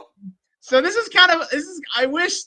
I wish they weren't doing this exact story right now, because I want the Horsemen to be the top baby faces fighting the NWO. I know. But in a vacuum, I kind of love the idea that Jeff Jarrett is trying to weasel his way into the Four Horsemen. Ric Flair will accept Jeff Jarrett's dick sucking and be like, sure, man, you can be a Horseman. And the rest of the group are like, no. He's not in the group just because he sucks Flair's dick. The Flair handoff, especially with the fact that the crowd has not taken as well to that. That's a great tack to take with it, where everyone else in the Horsemen's like, whoa, hold on a second. Now, of course, this won't. I don't know if this will lead to anything with them ousting Flair or having issues with Flair within the Horsemen. Won't have issues. They won't have issues with Flair. They will never stop having issues with Jarrett. They're just gonna take it out on Jarrett. They will continue to talk. They're gonna beef with Jarrett for a long time. Just take it one step further, please. That's all I'm asking. Mongo basically promises that he and Benoit are going to be staying vigilant until Arn and Flair are good to go again. Sure. So the Horsemen leave, and Jeff Jarrett is still out here, and he decides to use this opportunity to once again say that Sting is failing as a leader. Sting is in the rafters watching this. Jeff Jarrett, he calls out the Dungeon and the Horsemen. They need to start uniting. He calls Nasty Boys the fatty doughboys and say actions speak louder than words, buddy, because the Nasty Boys have now committed themselves to being more WCW after the NWO didn't want them. And he tells Piper that Roddy Piper, he needs to wipe off that Hollywood makeup and prove he's still got it in the ring. Okay. And then Jeff Jarrett's like, when I get the gun, I shoot a bullseye every time. When I get in the game, I score every time. You can't say that about Sting. He's not even in the game. Last time he was in the game, he fumbled the ball. He turned his back on the people. He turned his back on WCW. You can't say that about Ric Flair. I do. Once again is just like, fuck Sting. Fuck this guy. Yeah. While Sting just watches in the balcony, he's like, Sting will remember that. Yeah, Sting's in the game already. It's the RPG where your choices affect his outcomes. But there are two lines from this before we move on. I wanna point out. One is from the Giant in his earlier promo saying he's gonna be hiding in Jeff Jarrett's closet, and the other is Mike Tenay telling the due to he's referring of course to injury, but the line from Mike Tenay came out that the Horsemen are less than 100% straight right now. Good for them. Okay. Watched. There was Luger. Before we move on to 11-11. Well, I also want to say too that the discussion here amidst all the infighting in the Horsemen quote unquote with Jarrett, there is this kind of cool moment where Tenay is talking about we're trying to figure out who's going to be the guy to lead the charge against the NWO. Maybe it's you, Jeff Jarrett. We don't know, but he says who's we're trying to find that guy, and as he says that and Jarrett's starting to respond, the camera just cuts to Sting, which is a nice. Oh yeah, that was really That's a good. nice little touch there. And I will talk more about wanting this through line to have been, at least from my vantage point, and there's stuff I'm missing. I don't know if this helps or anything, but like wanting this through line to be stronger. But I do appreciate that this is something that they're kind of hinting at, is like Sting is the guy, and that was a clever way of showing that. All right, so before we move on, Lex Luger had a rematch with Booker T that I did not watch, but right before that match, he had like a picture-in-picture promo, and he's like, I just don't know where Sting is coming from these days. I've left calls, messages, all unanswered. And Sting and Lex is like, I just have to hope and pray that these bogus overtures by the NWO are also falling on the same deaf ears. And Lex is just asking for 1 minute of Sting's time, face to face. Yep. There we go. Then we move on to November 11th, 1996 Nitro. I watched the beginning part of this here. They recap the important stuff later, but I watched the full thing. Yeah. But Larry Zbyszko said they had security sweep the building, and they have not seen Sting. Larry suggesting that perhaps Sting has lost all of his intestinal fortitude for his spooky little bullshit. Then we get Jeff Jarrett versus Chris Benoit. It is a direct lead-in from the Horseman promo last week. Nice. We get a cut-in promo from Kevin Sullivan threatening to kill Chris Benoit or whatever. He's talking about he's talking about the touch of a woman, how he used to know the touch of that same woman, Benoit. I'll talk more about Sullivan Benoit when we cover World War III. No. The match itself is solid. I wouldn't expect anything different. Benoit gets thrown to the outside. Jeff Jarrett hits the Fargo strut. And as he's doing that, Sting has made his way to the ring. And he hits Jeff Jarrett with a Scorpion death drop to cause a disqualification. Now, are they not calling it? Is it not called the Scorpion death drop yet? Because I heard them refer to it later, and just giving it like they're not using the calling it like they're a not using the reverse name DDT or something. Yeah, I guess that's not. I guess he was mostly using the Oh, what is his name for his submission move? That's embarrassing. For Sting? Yeah. The Scorpion Death Lock, isn't it? Oh, yeah, I think so, actually. Scorpion Deathlock. So I guess I never realized he didn't do the Scorpion Death Drop until he started being the Crow. But I guess so, because they don't really know what to call this move here. That's crazy. But he drops Jarrett. This is a DQ. Larry is convinced that Sting has lost his mind. Tony Schiavone goes, "What could have brought this on? Why is he acting like this?" I'm sorry? Dude. I'm sorry. What do you mean, what could have brought this on? Dude. Look, I understand where the ambiguity comes from, in the sense that Sting almost exclusively for the next 3 months is going to attack non-NWO guys. But here's the thing. He's also attacking people that are insulting him directly. And in wrestling, it's actually extremely logical and okay to do that. Yes. That is the normal course of action, actually. Talk shit, you get hit in wrestling. Mm-hmm. And I don't mind heel commentators like Larry Zbyszko and Bobby Heenan taking this tract of like, what the fuck, or he's definitely NWO, this proves it. Yes.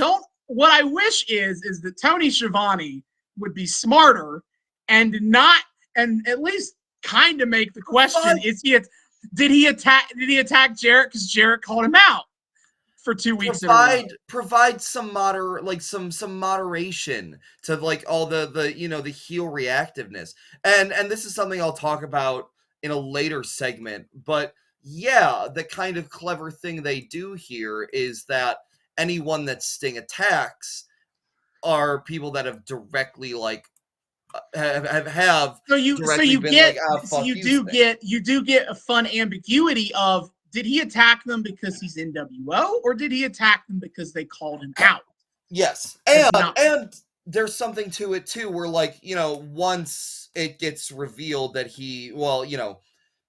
revealed I think later segments make it a little more clear how he's which way he's swinging here. Yeah, and you can kind of when you do start to like feel more confident that he is a good guy ultimately, there's there you can kind of think of it too as like this is him like trying to throw off the NWO essentially, which to his credit, it fucking works. It works. He strings along the NWO for months. Yes. Actually, that's actually pretty impressive.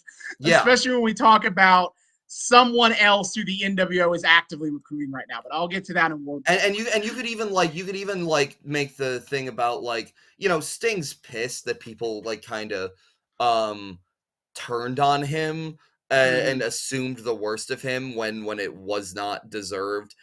And so the way he's going about this is kind of a direct continuation of that, wherein like he doesn't just want to like attack WCW people willy-nilly, but in order to kind of execute the strategy that he has in mind of handling the NWO his own way, he's able to kind of find people where he can justify taking this shit out on them because they're being dicks to him, and he's kind of pissed about that. Yeah, for sure. So it has Sting, like I said, Sting himself, what he's doing in this entire arc, I love it. I love this character and the way he's portraying it here. 100%. So after the match, Benoit gets back in the ring. He doesn't really know what to do. Does he chase after Sting? Does he help Jarrett? Woman tries to be like, hey, we don't know about him, referring to Sting.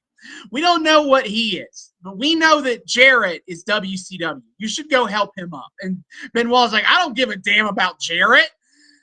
Why would I do that? But woman coaxes him to go help Jarrett up. But in a Benoit way, he like grips Jeff Jarrett by the hair and like yanks him up. That was his idea of helping. Because he still doesn't like Jarrett. Damn, they're so welcoming as a faction. All right, so we cut to later at the start of hour number 2 as Scott Norton is preparing to wrestle Lex Luger. Eric Bischoff is again continuing the thread of like, I don't really know why Sting attacked Jarrett earlier. That was so weird. I'll give Bischoff a out here in that by now it is absolutely in the story that he's going to be NWO. The turn is next week's episode. Yes. So I'm going to give them the benefit of the doubt that at least for Bischoff, that him being like, guys, I don't know what that could mean is him being a little weasel. Yes. About his NWO affiliations. This match, Norton and Lex Luger. So right now, Lex Luger, they're just on this big stretch with him. I do want to talk about real quick that Scott Norton is back from a Japan tour. That dude works so much New Japan.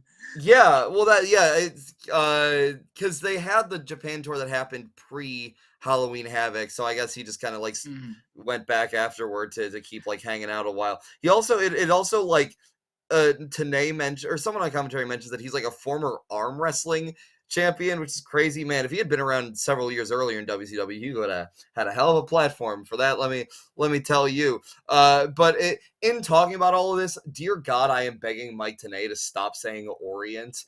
Mike Tanay is so like he's returned from the Orient, and I go stop. All right, and brother. He's like after a nice, you could have just said Japan. The Orient, Mike. But you can just say Japan, Mike. You don't have to call it that.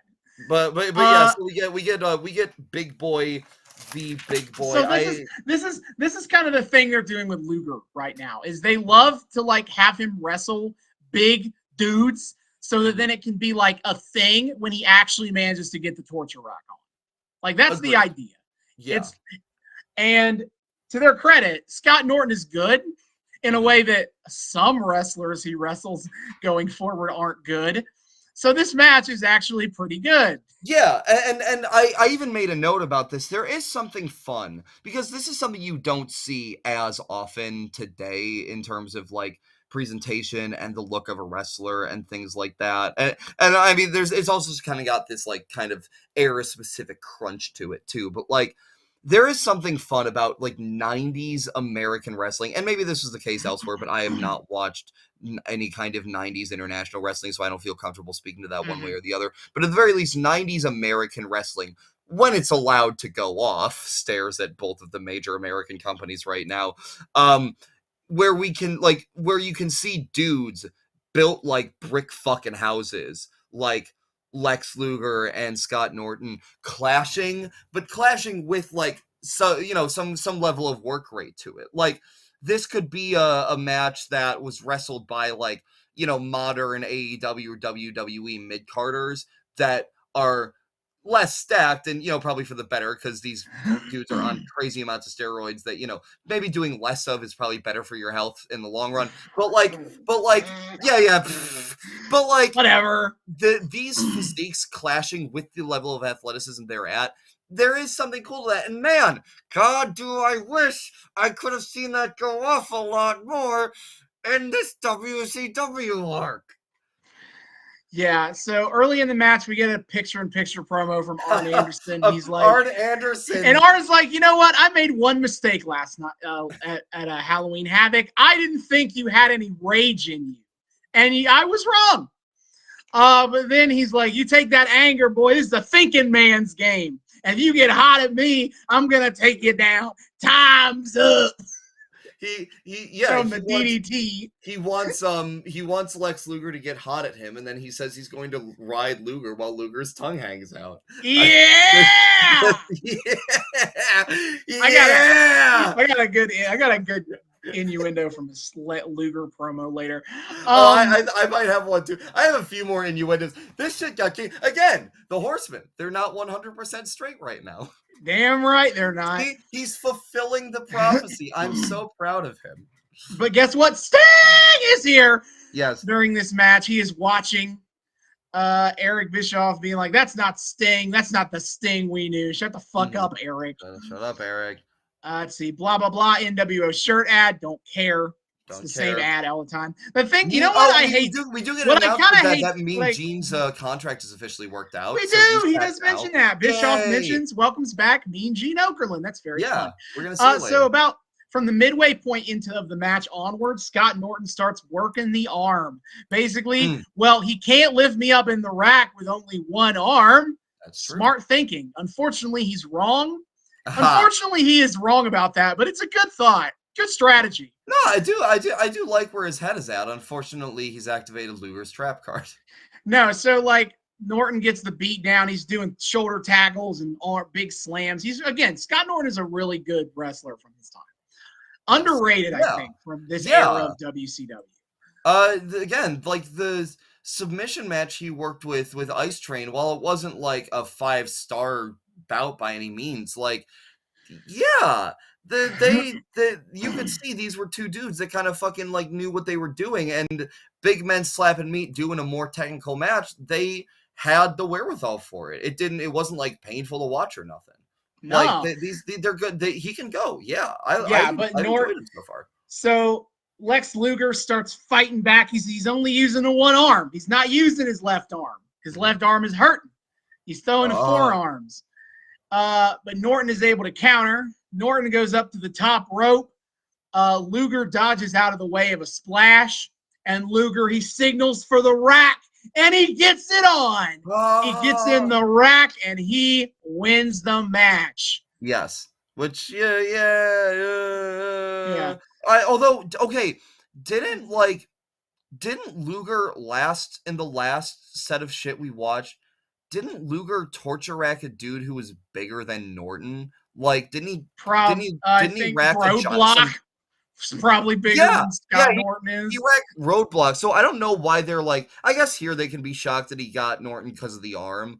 But like, I assume the arm, they keep treating this like a big deal. And I know we're building up to him eventually like racking the giant, but at some point it's like, okay, like he already did this to a pretty large extent. We should stop being surprised. Like, we should be like, it's a given that Lex is just that insanely strong. He's that good. Yeah. So we got to the announce table. They're hyping up Lex Luger competing in World War III. If I don't know if they mentioned on commentary what that match actually is, but I'll explain it when we get to the pay-per-view. You talked about it a little bit, I think, either in the front half or like in the previous episode. And I know a bit about it, although I can never remember like what the exact stipulation is aside from like Royal Rumble, but with 3 rings, kind of. Yeah, well, I'll get to it. But yeah, then yeah. Bobby Heenan, based God, picks Dean Malenko to win World War III. Yeah. Hell yeah. Bischoff goes to a replay of what Sting did earlier. So at least David got to see that. I did, yeah. Which I did note at that point. Like, I did not know going into this that Sting ever went into the ring before before the zipline TM. I thought he was a rafter boy only from the time. That's the way they sell it. Is like he was literally up in the rafters for a year or whatever. Yeah. But no, he goes into the ring a bunch of times, which was crazy to like see that can keep happening. It was so different from what I was expecting, but it helped like provide a nice change of pace, which was good viewing for me watching this in a marathon, and probably in the long run good viewing for the home audience too, so they didn't have to just the segments didn't just have to keep being the same, like, oh, Sting's there again, neat. There is Sting, I agree. Yeah. So Mean Gene is interviewing Lex Luger in the ring. He's asking Luger, like, hey, and no one knows Sting better than you. What's going on? Do you have any idea what's going on here? And Lex Luger says he doesn't have any more answers about why Sting is acting like this than anyone else. And Lex Luger, quote, a lot of people want Sting, but nobody wants Sting more than me. That's right, Lex. That is true. Yep, that he does want Sting very much. Yes, absolutely. So maybe he and Arn can get together. You know, the Arn wants Luger wants Sting. They got a nice little triangle going. Luger a menage a trois, will. Luger got to burn off that hotness. You know, he's got to burn off that hotness. That's true. All right. Luger says he's been on a roll as of late, but, this isn't about individual accomplishments. This is WCW at its darkest hour. And he's holding on to the end of the rope as hard as he can. He's been trying to carry the WCW banner, but it's just too much for one man to carry alone. And Luger, he calls out to Sting. He says he made a mistake in not trusting him. And a lot of people out here made the mistake in not trusting him. Oh yeah. And Luger says that Luger says that he's sorry, but we need him, and we all want him back. So, hey, I'm glad that Lex Luger learned his lesson here. Yes. I'm glad he was the first one to do that, actually. Yes. Yeah. He's supposed to be Sting's bestie, after all. Yeah. And we'll see if he'll hold true on that. Hopefully, the answer is yes. Yeah. But then now it's time to move on. I do want to talk about real quick. Like, I do like Luger. So this is what I was talking about. I do like Luger's presentation here, where because in this moment, this was actually really good promo for him, and it did kind of make him feel kind of top guy-ish. And it does raise the question of, is he going to be the guy? And he could have been. If WCW wanted to try to make him the guy here in the NWO fight, he could have been.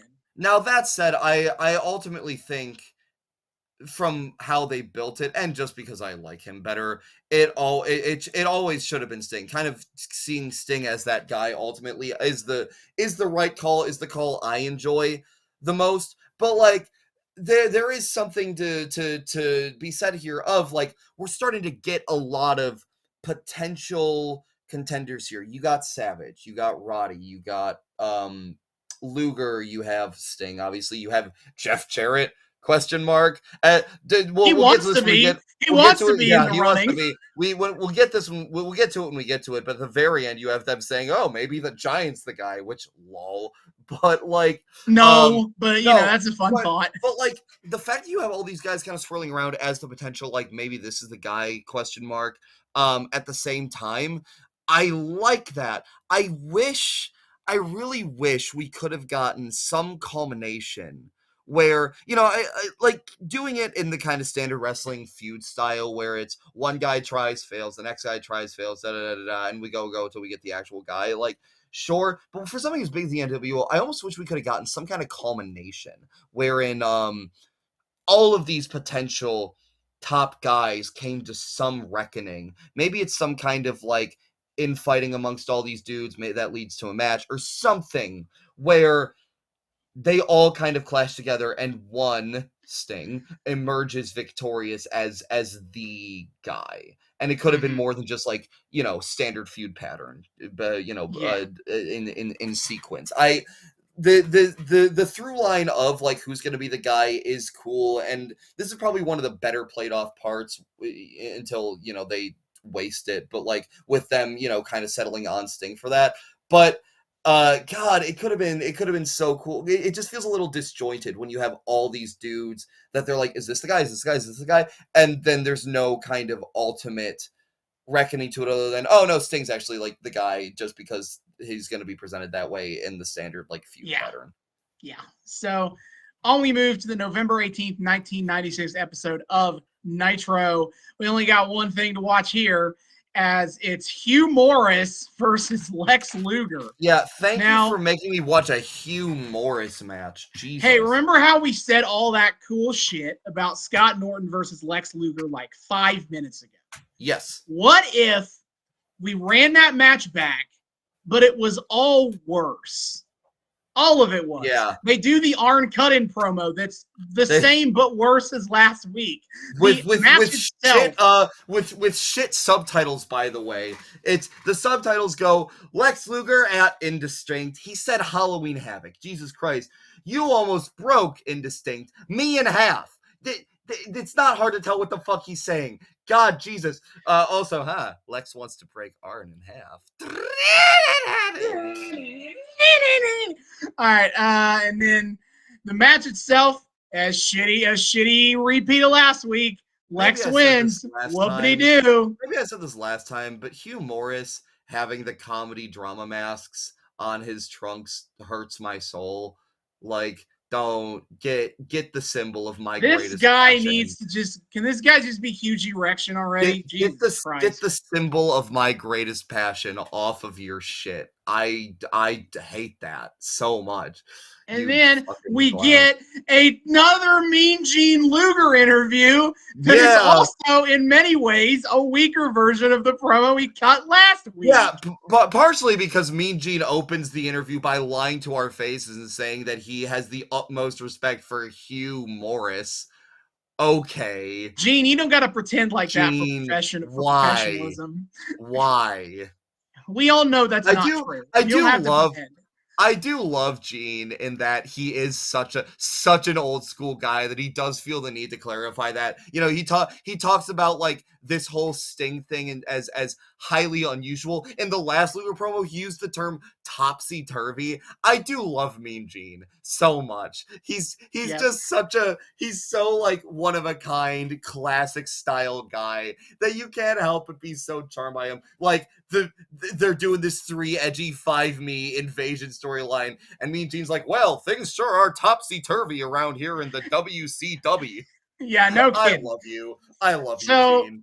But the real meat of this post-match bit is Sting arrives, and Sting has a baseball bat with him.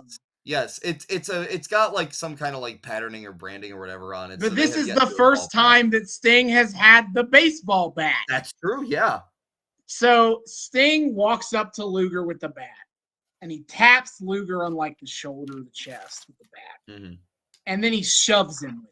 Shoves him back with it. We really need to emphasize he sensually drags the bat up Luger's all right.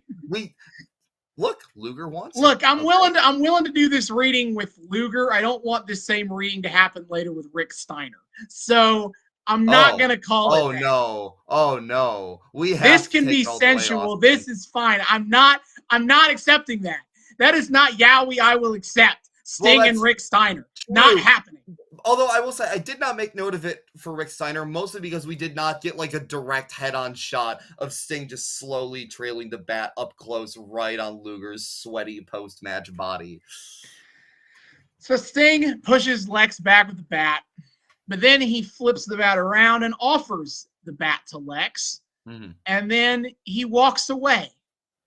Luger doesn't really get it, and I think Sting is trying to do a symbolism test here, but he needs to workshop it a little bit.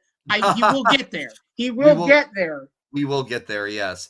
Even Brain's like, my gigantic brain. He literally talks about, like, I think this is the first time I've ever heard Brain reference anything to do with his, like, his nickname, but he's like, even my, like, massive brain can't get inside of Sting's brain.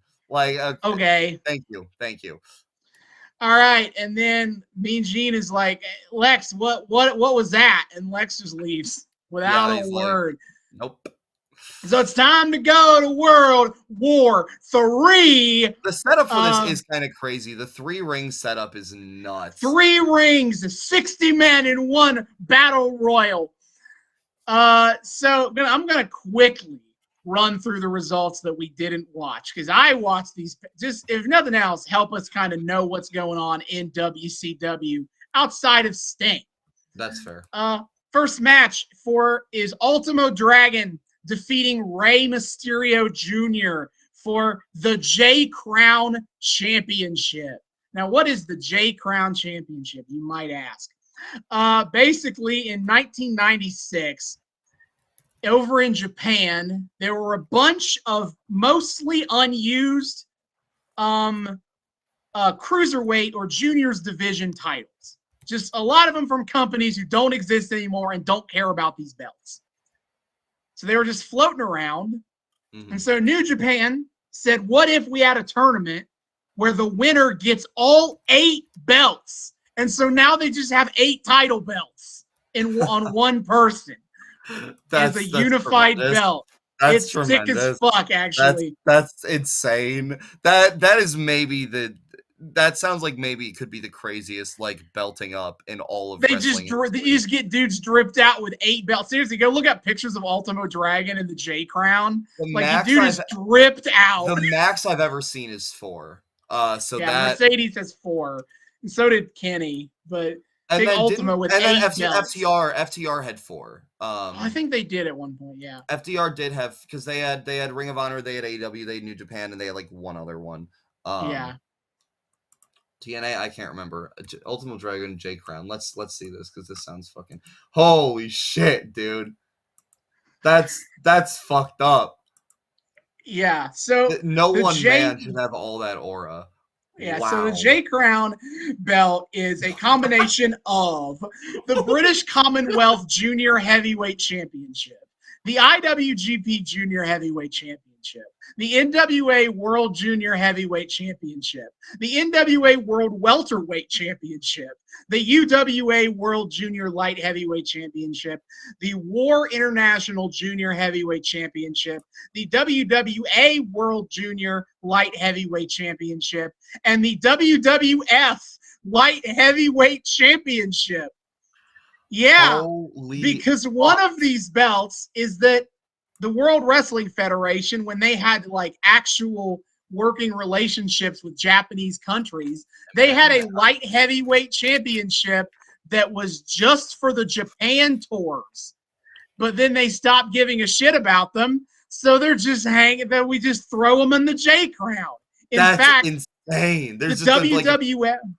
There's just floating around just in the ether. Yeah, they were just there. Like, WWF doesn't care anymore. In fact, the WWF is why the J Crown stopped existing, because they wanted to reboot their light heavyweight division and they wanted their belt back. Of course. Holy shit. That's insane. And the WWF does not count any title reign from before they rebooted the belt in 97. They don't acknowledge any of those title reigns. They don't. Jesus fucking Christ, I hate that company. Okay, holy shit. But anyway, back to this. Ultimo Dragon beat Rey Mysterio. Good match. Yeah. Now, that's crazy. Oh, man. Chris Jericho Out with the J We get Crown. then Anyway. the second match, we get Chris Jericho defeating Nick Patrick. Yeah, the referee, Nick Patrick. So the payoff to all of these Nick Patrick is a crooked referee bit. Is Chris Jericho is like, enough is enough. I'm going to beat this guy's ass. But then he makes the throwaway phrase of he could beat Nick Patrick with one hand tied behind his back. And so Nick Patrick lawyers up and makes sure that that's an official stipulation of the match. What the hell? Now, again, the match is mostly comedy bullshit. Teddy Long leeches himself onto Chris Jericho, presumably so that he can manage a winner. And Jericho beats Nick Patrick, but it takes 8 minutes because he has one hand tied behind his back. Outstanding. But remember when I said Chris Jericho would get the first win against the NWO? Except Nick Patrick still has yet to reveal himself as full NWO. So, but he beat the referee. It's kind of stupid that they're doing it this way, especially when they do have they make a point of having a big reveal at Starrcade. But okay. Anyway, though, then we get then the third match of the show, the Giant versus Jeff Jarrett. This is our actual match. This is our actual match. Yes. I will say, though, I wanted to like it, except we later watched the Giant and Lex Luger at Starrcade, and that is a better version of this match. I actually think I might disagree with this. I think I might have liked Giant Jarrett a little better. At least in terms of the Giant's presentation. Because, like, Jarrett makes the Giant... So, okay. Well, it's a little apples and pears. What I think this match stood out to me a tiny bit more in terms of the work, because at the very least, Jarrett makes Giant wrestle to pace, which we don't really see often from the Giant. That's fair. So I did like, in thinking about it, I'm remembering now, I have notes about the standard Giant match works better against someone like Lex, and so they make that work and they make it look decent. But yeah, Jarrett actually makes Giant kind of like wrestle a bit of a different match here, and for that, I appreciated this match, and I did find something to enjoy about it. Yeah, so I mean, the match is a little bit more back and forth than Luger and Giant was. Agreed. Because Jarrett is working smart, and he knows how to pick at the Giant piece by piece. Funny enough, Tony Schiavone hyping the Arnold Schwarzenegger movie Jingle All the Way. I know, that was because the Giant is in it. Yeah, not Hogan, but the Giant. Well, you see, that's just the kind of opportunities being opened up to the Giant because he's NWO. Oh my God, that's the movie contract that Hogan got him. Oh my God, he got him a bit part in a lesser renowned Arnold Schwarzenegger comedy. Okay. Oh my God. Then again, considering the movies that Hogan is in, the Giant might have gotten the better deal here, being in the Schwarzenegger flick. Yeah, like Jingle All the Way, while not, from what I understand, being an objectively great movie, is like, I don't know, nostalgia beloved by a contingent of people, which is more than can be said for whatever fucking Water Park Ninjas 3 or whatever the shit. Yeah. But Sting is on the catwalk, and he's coming down. He's coming down once more, and like Jeff Jarrett is a moron. Yeah, I love how Jeff Jarrett keeps falling for this. Actually, I know. Giant goes for Giant. Oh, never mind. You go, and then I'll. Well, I was just saying, like, well, I think I was about to say what you did. Giant's going for trying to take a swing at Jarrett, and Jarrett like ducks him, right? Like, yeah, he goes for the back. He hits a backbreaker. Giant goes for a Vader bomb off the top rope, and Jarrett moves out of the way. Jarrett hits a top rope crossbody. Yeah. 2 count. It's great. Jarrett sends the Giant over. But to my point, I don't think I ever saw Giant like hit a fucking Vader bomb before, which is like I've never seen him try it. No, like go off a rope. Like it was the middle Yeah. rope, but he went off a rope, and Yeah. it was cool. And I mean, and it I know I've always heard that like the earliest Giant matches, dude was doing like top rope drop kicks and shit just because he could. And Hogan went up to him and was like, "Brother, you don't got to work that way. You don't got to work like that, dude. You can stay down on the ground, brother. You're big enough to not do that, dude. Do you mean that the reason we got these lame-ass Giant moving at snail pace matches is because of fucking Hogan? That's how I remember it. I know somebody told Giant that he didn't have to do like cool shit off the top rope because he's big enough to not need to do that. Dude! Fuck off! Yeah. Dusty, it's funny too, because Dusty's kind of like getting hype about the Giant here. He says he supports the Giant, which Dusty, please think for 2 seconds about what you're saying. I mean, I'm pretty sure. I mean, that's just that's just foreshadowing the years down the line when Dusty joins the NWO. So. Oh yeah, what? Pretty sure Dusty Rhodes was in the NWO. Was he in Wolfpack? No. What? But it's also like we're talking like 1998. Like the Bret Hart iteration? That's like when they're breaking up between Hollywood and Wolfpack around that time. He's in Hollywood. He's in the Hollywood. Wait, Dusty turns heel and joins NWO Hollywood? Yes, he does. In early 98.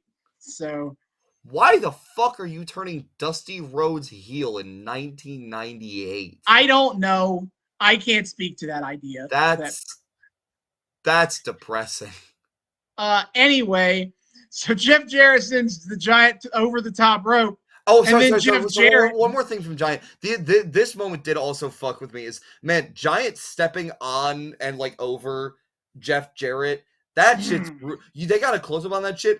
JJ's chest fucking compresses. Ow. So that was crazy. But yeah. Giant sends the Giant over the top rope. Jarrett, he hits the Fargo strut, and wouldn't you believe it? Here's Sting to hit him with the Scorpion Death Drop again. Which, okay, so this is first of all, Jeff Jarrett, you moron. Yeah, no wonder the Horsemen don't want your ass around. Okay, so this was the first time I noticed the Scorpion shirt on Sting. Was he wearing it earlier and I did just not notice it? I think so. Okay, so I wonder, because this is like the Scorpion shirt.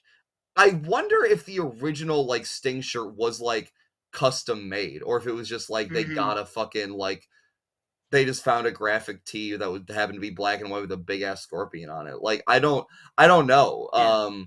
Because they probably weren't selling merch of it at this point. But yeah, I'm not sure about that. Dusty Rhodes sees like, that means Sting is definitely in the NWO. That's an evil look in his eye. Thank you, Dusty. So Sting heads pieces out before the ref sees him this time. The Giant gets back in, chokeslams Jeff Jarrett, and gets the win. Which is really funny because Jeff Jarrett, thanks to the Giant in a way, does not have the U.S. belt anymore because of the 30-day clause. So Giant's not even fighting for the belt. He's literally just fighting Jeff Jarrett which, again, I will say, like, this is the sort of NWO bullshit I can actually kind of enjoy, where it's this, like, kind of absurd level of, like, I've stolen your physical belt. You were stripped of your belt because you didn't defend it within, like, 30 days of it's not Jarrett's belt. It was Flair's belt. Oh, it was Flair's belt. Okay. So he's fighting, okay. Jeff Jarrett was just fighting on behalf of Ric Flair some more. Okay, I misunderstood then. I thought it was Jarrett's belt. No. Even worse. Yeah, you're right. Yeah. But like this is like, if you do want an invading faction that wants to, like, I don't know, clown around and make a mockery of the company, this is a great way of doing it. Like you injure the guy who has the belt. You take the belt. The guy gets stripped of the belt because he doesn't have a fucking like he doesn't have a defense within the allotted time period. He he then has like a successor step up to fight in his honor. And instead of you like putting the belt on the line or like wanting to fight for the belt, you're just going to keep holding on to the like physical belt and not the like earned title itself. That's actually like a great little like touch. That's the sort of like, you know, if you want to fuck with the company, that's the sort of like, you know, more juvenile or, you know, more like taunting or whatever shenanigans I can get behind. More of this, please. Come on. Mm-hmm. All right, time to run through the rest of World War III. As Harlem Heat defeat the amazing French Canadians, because guess what? Despite what Colonel Robert Parker thinks, no, they did kick him out of the Harlem Heat. That's funny. And so he signed up with Jacques Rougeau and Carl Ouellet, the amazing French Canadians. And to update his gimmick, he is no longer dressing as a old-timey plantation owner. No. Now he dresses as a French foreign legionnaire. Oh my God. And he comes out and he goes, Viva la France! As they come out. Yeehaw. Viva la France, yeehaw. Like, big fan of Colonel Robert Parker's commitment. Like, what is an 1800s understanding of French people? I got it. Of French Canadians. I got it. I'll be a legionnaire. just like, I didn't know it was possible for him to become more of a caricature than he already was. Kudos, honestly, to him for finding that level. But Harlem Heat get the dub, and then the real payoff is Sister Sherry fights Colonel Robert Parker in a match that goes 90 seconds. Just Sherry beats his ass and wins by countout when Parker runs away. So that's funny. Great. We love our intergender matches. Then for the Cruiserweight Championship, Dean Malenko defeats Psychosis. I mean, Dean Malenko has just been running roughshod on the division. You know, ever since he got the belt back. Then, in a triangle match for the World Tag Team Championships, the Outsiders defeated the Faces of Fear and the Nasty Boys. Probably clearly a top. Yeah, I think the real interesting plot thing going on with these guys is that the last month they've been trying to recruit Diamond Dallas Page. Oh yeah, I overheard commentary mention that at some point. They interfered in his matches a few times to help him get the dub. And then they confronted him and they're like, hey, man, why don't you join up? And DDP is like, dog, how many guys you got in your group right now? Yeah, you want me to be the 8th pick? Fuck you. Yeah. I'm worth more than that. Now, the Outsiders try to play this off as like, well, it's because your next door neighbor's the Bischoff, man. We couldn't ask you to join up yet. We had to wait it out. We would have had you in earlier, dude. Trust us. And DDP's like, no, you can go to hell. And so he rejects their advances pretty commonly here. Big fan of that. Yeah. And then the 60-man battle royal. It's a complete clusterfuck because of course it's a 60-man battle royal set across 3 different rings. That's what I've generally heard about this match, yes. Skipping to the end, it comes down to Lex Luger, the Giant, Six, Kevin Nash, and Scott Hall. So you notice a theme there. Lex Luger manages to eliminate Six. He eliminates Scott Hall. He gets Kevin Nash up in the torture rack, and he's about to throw Nash out, and the Giant throws them both out. Oh. And so the Giant wins the match, and to be clear, they've announced that the winner of this match gets a shot for the world title. The Giant now gets a shot with Hulk Hogan. Man, you know what really helped this setup is if they fucking did anything to build to this from the Giant beating Randy Savage at the Fall Brawl. That could have been so much. They make the story more after he gets the title opportunity, not before. Sure. Last thing is during the middle of the show, they had a contract signing for Starrcade between Roddy Piper and Hollywood Hogan. Basically, they told the story in November that 2 weeks after the first 2 weeks after Halloween Havoc, they just replay the promo from Halloween Havoc. Then the third week on November the 21st, they make a big deal that Eric Bischoff isn't here because he went all the way to Oregon to Roddy Piper's house to kind of get this guy sign the deal, get the match set up. Okay. And Eric Bischoff comes back and he claims that he couldn't get the deal done. He tried really hard, but they couldn't hash out the details. So Piper and Hogan isn't happening. And then on November 28th, it's all part of a story. It's all part of a story. No, this makes sense because this is something that I in a later Hogan promo I was like kind of confused about because like I didn't have context for it, and it was them kind of talking about this sort of vibe. So yeah. Yep. So November 28th, Hogan Bischoff gets on the mic and once again is like, "Hey man, we tried all we could, but we can't get Piper here." And then Roddy Piper shows up. And Roddy Piper starts grilling Bischoff on the details of his visit to Oregon. He's like, "When you came to talk to me in Oregon, what was your flight? What was the American airline? What was your ticket?" And he's like, when you were on the road to my house, was the road straight or was the road crooked?" And Bischoff can't give answers. And the reason he can't give answers is because he never went to Oregon. Because it's revealed here that Eric Bischoff is NWO. And so he lied about trying to get Piper signed and just made distractions and bullshit to protect Hogan from ever actually having to face Roddy Piper. Oh no. And so they signed, and so it has all failed. It has been revealed that he is NWO for life.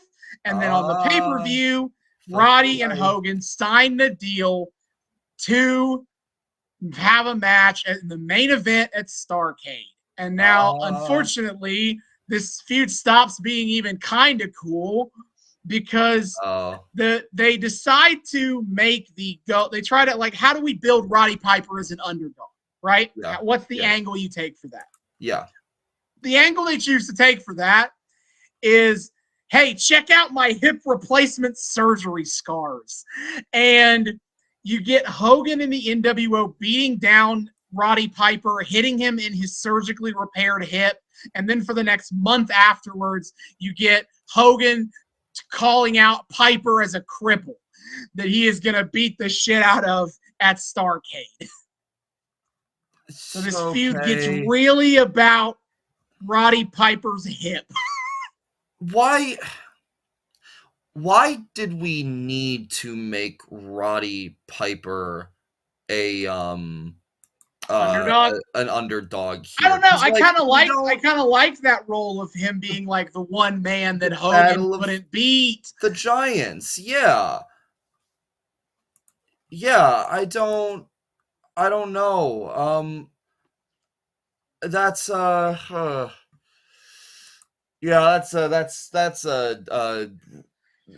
an angle you can take with it, but like I don't know. There's like, and again, this is the problem of like, we got to find a leader, and these dudes keep getting portrayed as like the bigger and bigger like potential threat for Hogan, and with Piper especially, it's squirrely because it's the battle of the fucking politickers.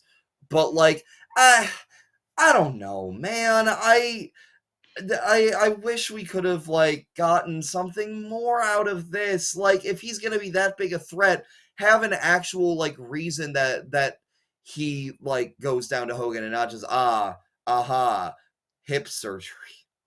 Yeah. Anyway, all right. Let's move into back to Nitro. November 25th, 1996 episode of Nitro. We get Mean Gene is interviewing Rick Steiner because the Steiners have been touring in Japan. Those guys were super over in Japan. Yeah, they were. They. I didn't know they fucking like.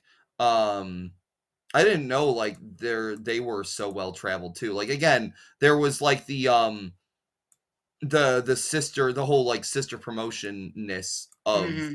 of it all. But I don't know. It's kind of cool that like they were a bigger team and they did that kind of touring too. So Yeah. that's So he's like, we've been in Japan doing what we do best, wrestling. math. And I then mean wrestling. Rick wants to make it clear that he and my brother are 110% WCW. What is it with the percents? Why is it always the percents with these guys? Jesus Christ. That's because they come from a highly educated university, the University of Michigan, and they got to show off their math. I know. Yeah, they're fucking Rick Steiner's been parading around his fucking U of M Letterman. I keep doing that. And so Rick Steiner, he says, I see Sting up in the balcony. He's coming down and sneaking behind people and dropping them. What are you doing? And he said, here we go. Another person calling out Sting. I wonder how this is going to go. I wonder.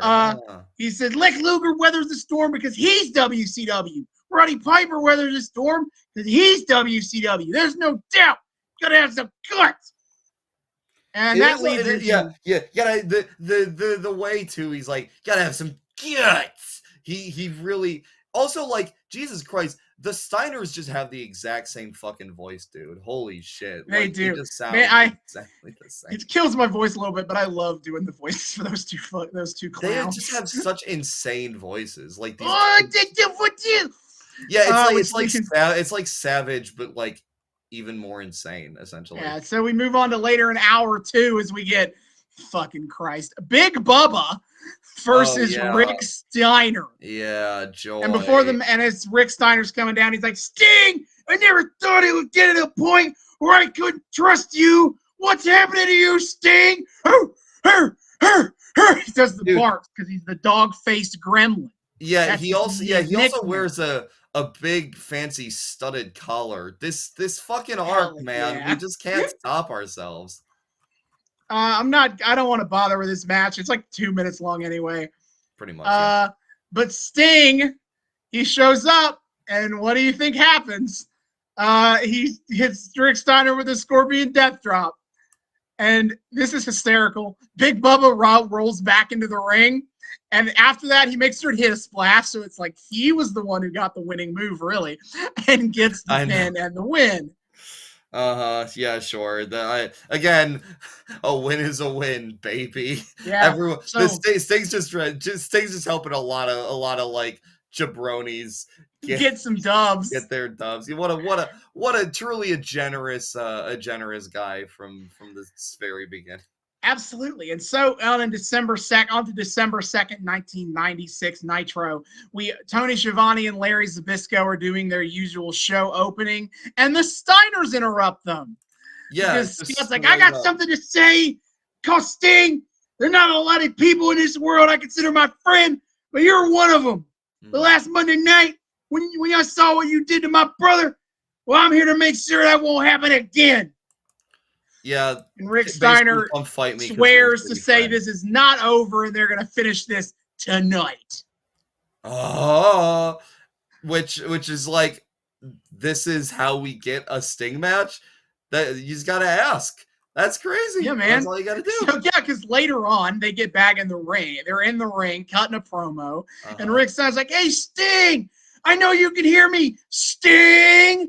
Why don't you show your face, Sting? Sting is in the rafters where you think he would be. Of course. Instead of attacking me from behind, why don't you come down here and fight me one-on-one? What are you going to do, Sting? And then Sting just nods his head.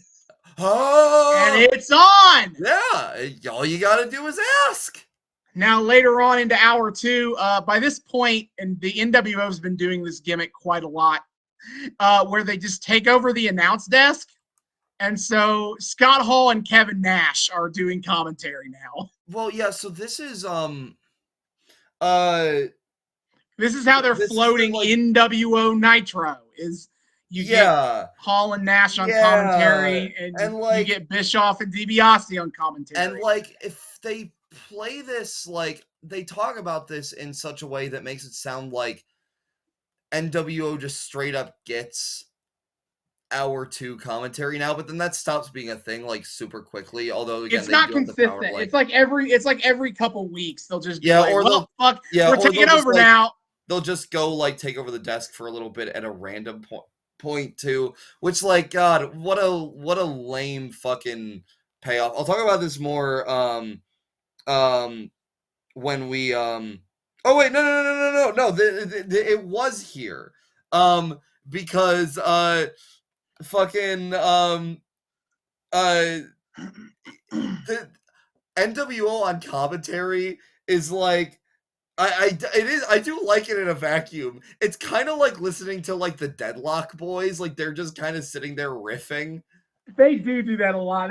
They're like, whatever. And it's a lot of fun. I also want to it's fun when they just start talking up the Steiner's physiques, like, whoa, look how big these guys bro, are. the way anybody talks about the Steiners is crazy. Fucking earlier, like Bobby's like talking about, like, you know, the crazy way that Rick Steiner dresses, and Tony's like, well, you know, you can't deny, like, he's a really good wrestler, and he's very athletic. And Brian's like, yeah, but would you let him do your taxes? I'm like, what? What? People just like can't comprehend the Steiners, I guess, on any level. But also, it's Bobby who, in that same breath, said that World War III was the greatest pay-per-view he's ever seen. So maybe he's just out here saying shit. Yeah, who knows? the outsiders do talk up how good the Steiners are, and they're like, you know, it's disappointing that they're WCW, but hey, I mean, you know, well, they're going to bring out they bring out the best in us in the ring, so you know, we get an opportunity, you know, you can it's such come an on interesting down. angle for like what what the NWO is doing with their recruitment efforts, because like we get this in a little bit with them talking about like Sting too. They seem very like recruitment happy, which adds an interesting dimension to like their ethos here. Like, is it just we'll take all comers as long as you like want to be, you know, on the cool kids table and let like Hogan be your Yes, God King essentially? pretty much, yeah. Yeah, which is kind of very different. Like, the NWO has definitely morphed from kind of the original intent of like these are the ex-WWE guys who are here to, like, you know, just destroy the company. And now it's more about like, yeah, like Hogan is God King, and if you can wrestle, like, yeah, sure, come hang out with us, and if you do good, we'll use you. Yeah. But Sting comes on down to the ring because he answered the challenge. The NWO always referring to Sting as their boy, Sting. He's coming down to the ring. I appreciate their ability to try to like speak this into existence. Yes. That Sting is on the team. Oh, fully agreed. The sheer level of confidence. It's actually kind of a nice change of pace how they're like the only people that are unflinching, even if they're ultimately wrong, that they're so unflinching in their belief that Sting is on their side. They're like, yeah, that's our boy. And every time Sting does something that feels remotely contradictory, they're like, they just find some new way. They try to work around it. Yeah. Yeah. And we get that a couple of times. The first time we get it's here is because Sting comes up with a bat. You know, he's come down with a baseball bat. Sting tosses the bat away, and he turns his back to Rick to take a free shot, which Rick does. Rick does take that shot. Although Scott stops him. No, the first time when he just offers Sting, which when Rick Steiner just hits him with a forearm. It's not when he hits him with a bat. Oh, okay. I missed that then. I was probably he does it twice. Okay. So Rick Steiner, he hits Sting, and Sting falls out of the ring. Scott throws Sting back in, and Rick just starts throwing punches at Sting, one and another. And then eventually Sting dodges one, scorpion death drop, bada bing, bada boom. Bada bing, bada and boom. Then, yes, he picks up the baseball bat. He offers it to Rick. And then he shoves Rick in the corner of the bat, offers it to Rick, and he turns his back to take the shot. And Rick goes to swing, but Scott stops him. It's like, bro, I understand the message here. Don't do it. Scott sees what Sting is going for. He sees what Sting wants him to do. He gets it. Because ultimately, this is a test of trust. Yep. Sting's whole thing has been nobody trusted him. And thus he has lost his trust in the locker room. Mm-hmm. So when he's doing these tests, he's trying to agitate Luger. He's trying to agitate Steiner. Mm-hmm. He offers them an opportunity to attack him. What he wants them to do is trust him and not take the shot. Mm-hmm. Luger passed the test in that he did not use the bat on Sting. Correct. The Steiners passed the test mostly because of Scott. Yeah. Scott makes sure they passed the test here. Cooler heads prevailed a little bit. And so Sting sees this.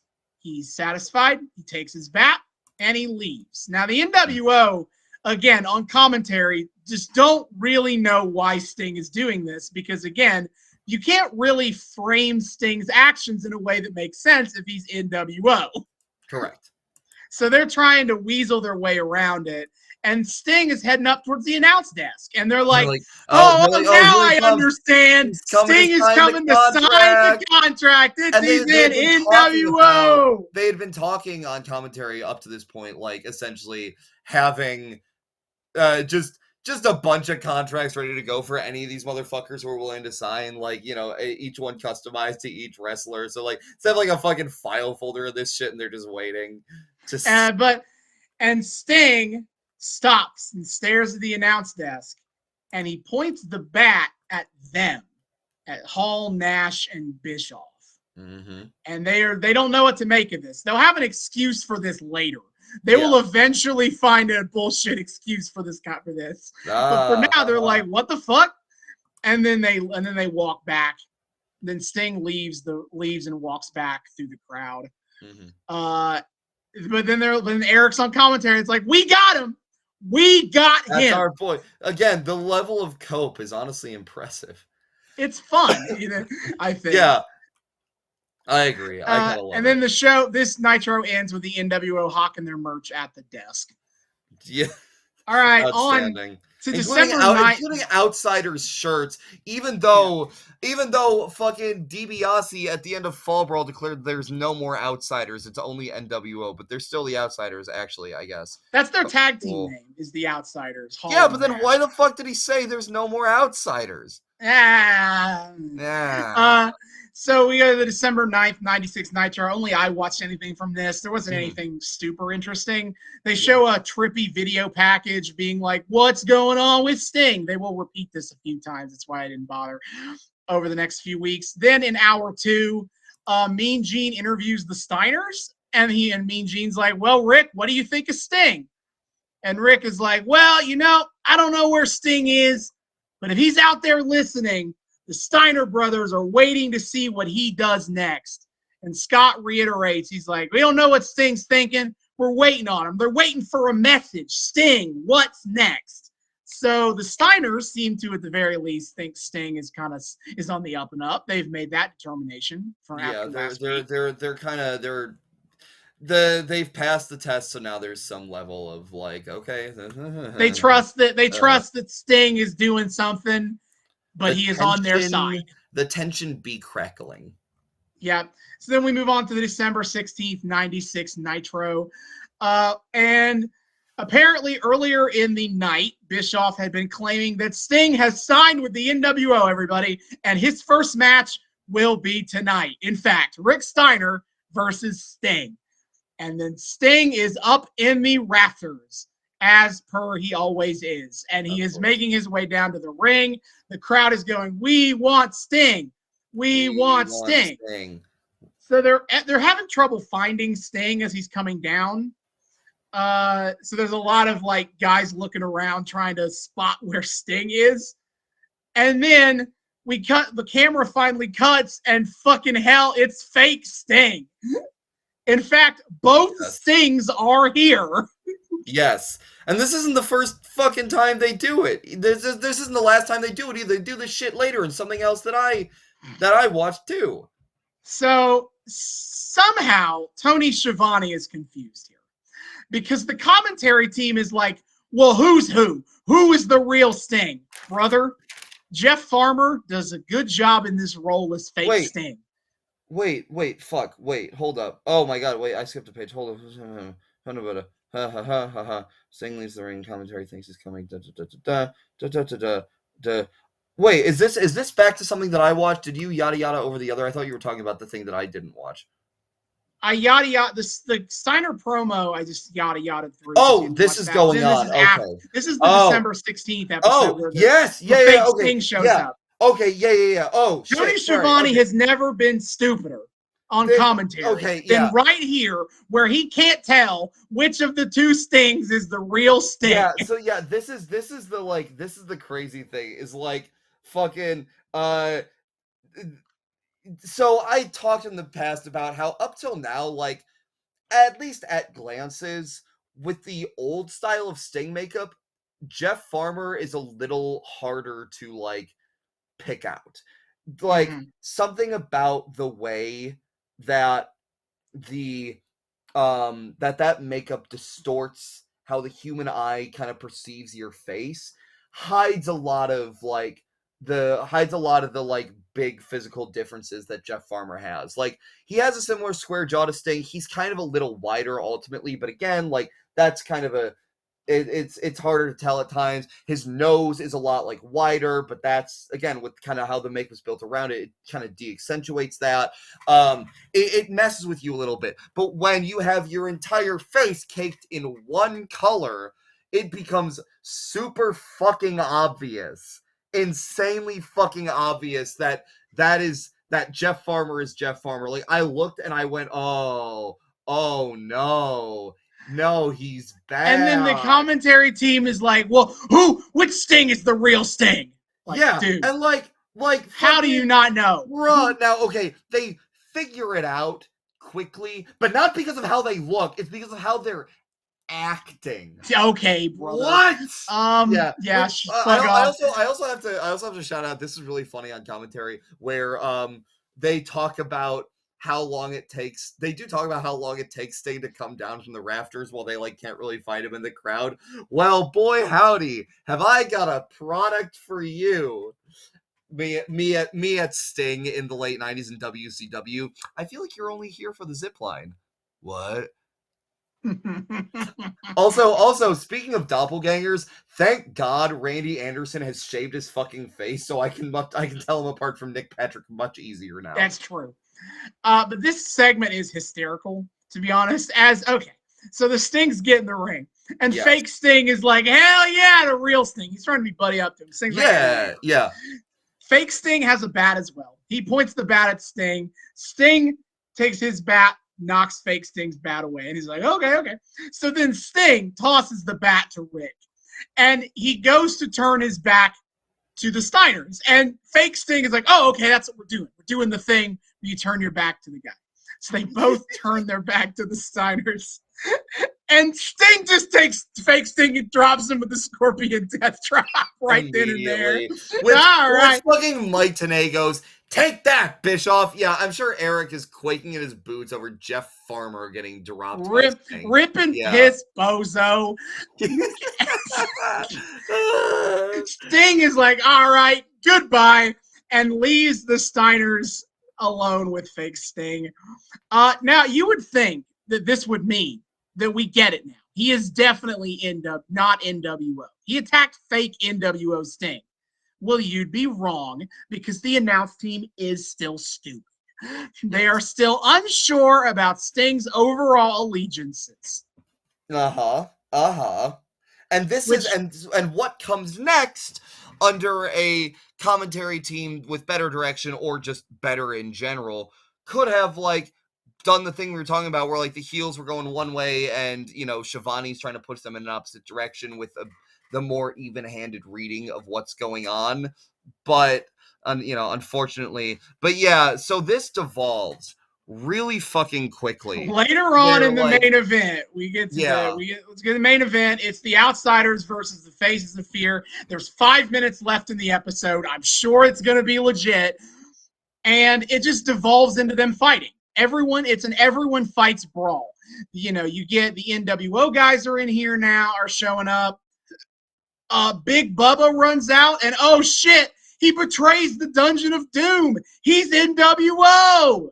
Yeah. Kevin Sullivan and Conan run out, so now the NWO is just beating the dog shit out of the Dungeon of Doom. Yeah. Hugh Morris and the Giant run out. Waka. NWO's B team shows up as Buff Bagwell, Vincent, Michael Wall Street, and Six Pac show up. Yeah. In runs the cruiserweight division. You get like Steven Regal, Psychosis, Chavo, Eddie, Jerry Flynn, Masahiro Chono is in the NWO, and he runs it. And Ice Train and Scott Norton are coming out, and Norton jumps Ice Train and joins the NWO. Wait, but no, he doesn't, because they fucking point out he attacks NWO people later. No, so Bobby Heenan was just wrong. No, Scott Norton is in the NWO. See, I thought it was, which this would have been really funny. I thought it was just Scott Norton, just apropos of nothing, taking the opportunity to just attack Ice Train. That'd be pretty sweet, but no, he is in the NWO. Punch. Okay. So the Horsemen have shown up. Rey Mysterio is here. I made a note, kind of low energy for this brawl. I don't know what it is. Maybe too many people standing around, clearly not doing anything. But I wasn't really a big fan of this brawl because it felt like not frenetic enough for what it's trying to do. Yeah, well, it feels disjointed. It feels kind of aimless. Because it's all leading to. It's all leading to Sting. Sting has arrived. Sting, we don't really know what he was going to go do, but what he does do is he brushes past Arn Anderson. Arn Anderson's like, "Hey, fuck you, buddy," and he takes a swing at Sting. Sting decks Arn. This prompts Mongo McMichael to deck Sting, and Sting then fights Mongo. Everyone else kind of stops and is just watching this play out. And Rey Mysterio jumps on Sting's back. Yeah. Sting tosses him over his shoulder, and apparently after this, Sting is like, "You know what? Fuck this. Fuck all of you," and he just leaves. Yeah. So that's the thing, is like they're like, "Oh, he's attacking WCW guys," but it is very clear if you pay any amount of attention that anything he's doing is only ever in response. It's basically self-defense. And that's what's like, again, I so wish we could have had the back and forth with, Shivani being like, no, look, what he's not attacking until anyone else is attacking him, and you have Brain going like, no, but those are our guys. You don't see any NWO guys trying to attack him, do you? He's like, you could have just a little bit more attention to detail. Holy shit! But it would have been great. Yeah. This is the way we close out our episode. It's funny too because Brain's losing his mind over this. He's like, "Give us another half hour here," and Tony's like, "No, we gotta go." And Brain goes, "No, Turner's not gonna let that happen. We do gotta leave." And Brain goes, "Oh, well, see ya." And then the episode just thank you. All right, on to December 23rd, 96, Nitro. You didn't watch this, and I kind of wish I had asked you to, because it's actually really good. So after Rey Mysterio has a match, he goes to the announce table, and Rey Mysterio is officially the smartest babyface in the company. Because he goes to the announce table, and he's like, "Hey, you know that rumor that Sting is NWO? That rumor started from the NWO." And he's like, "Hey, what happened last week with Sting? That was a normal reaction. It's not like when it's not like when Hall lawn darted me. It's not like when the Giant choke slammed me." And he's like, Sting didn't know who I was, didn't know who was on his back, so he threw me off. It was a totally normal reaction.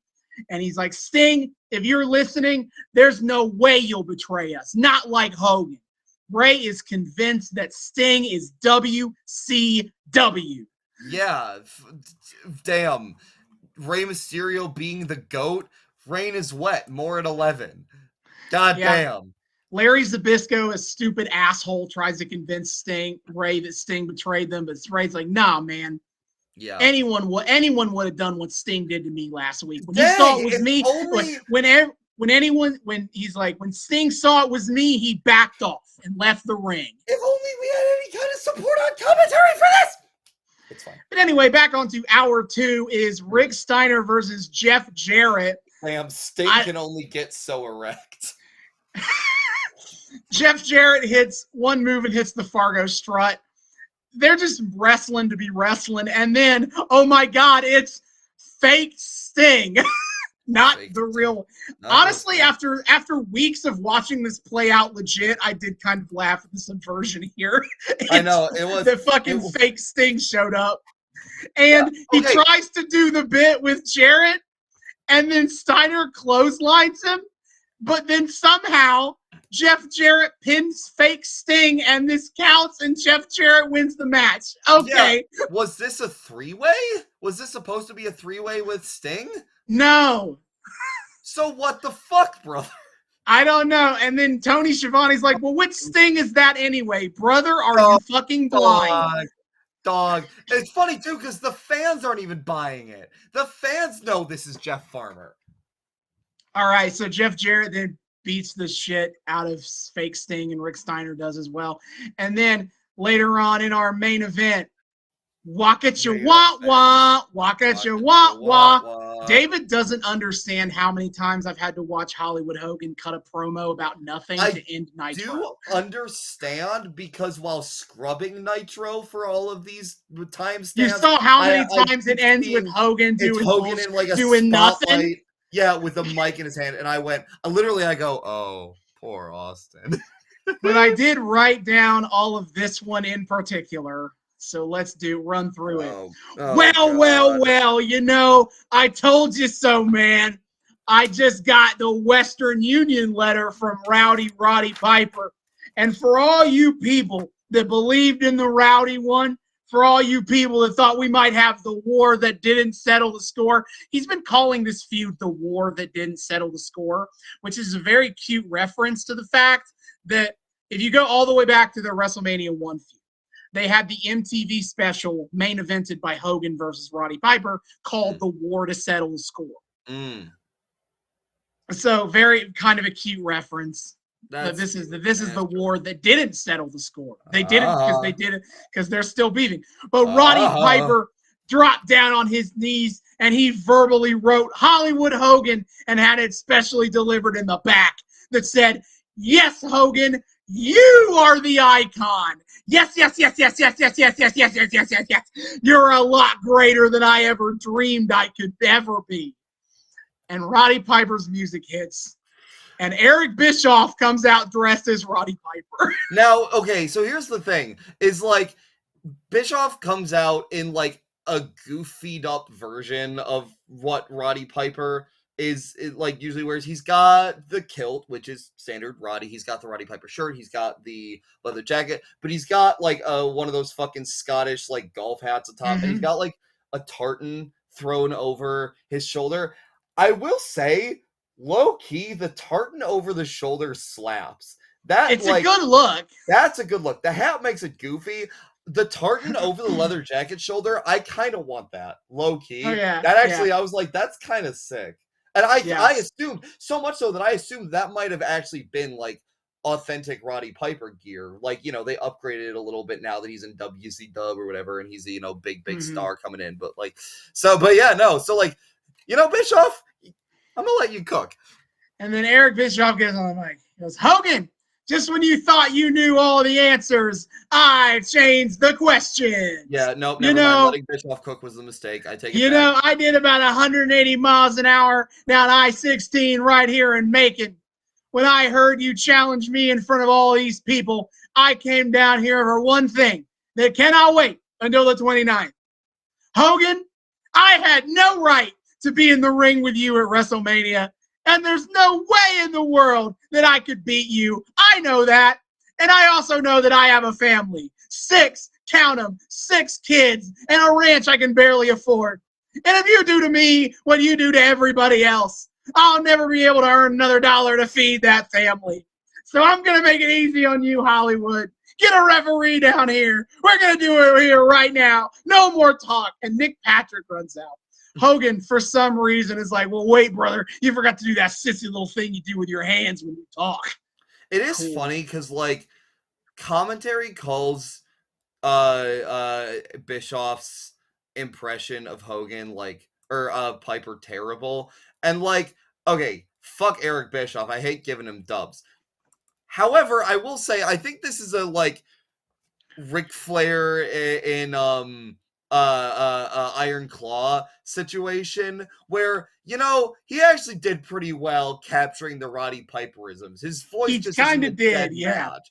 So like, actually, shut the fuck up, maybe. Yeah. So Eric Eazy-E lays down in the ring, and Hogan pins him with a boot on him, and then afterwards. Eric is like, and Hogan, I have always been a Hulkamaniac. And he starts bowing to Hogan. Who bought your house? Who bought your house for you? You did. Who fed your kids? You did. Whose coattails did you hang on to? Yours.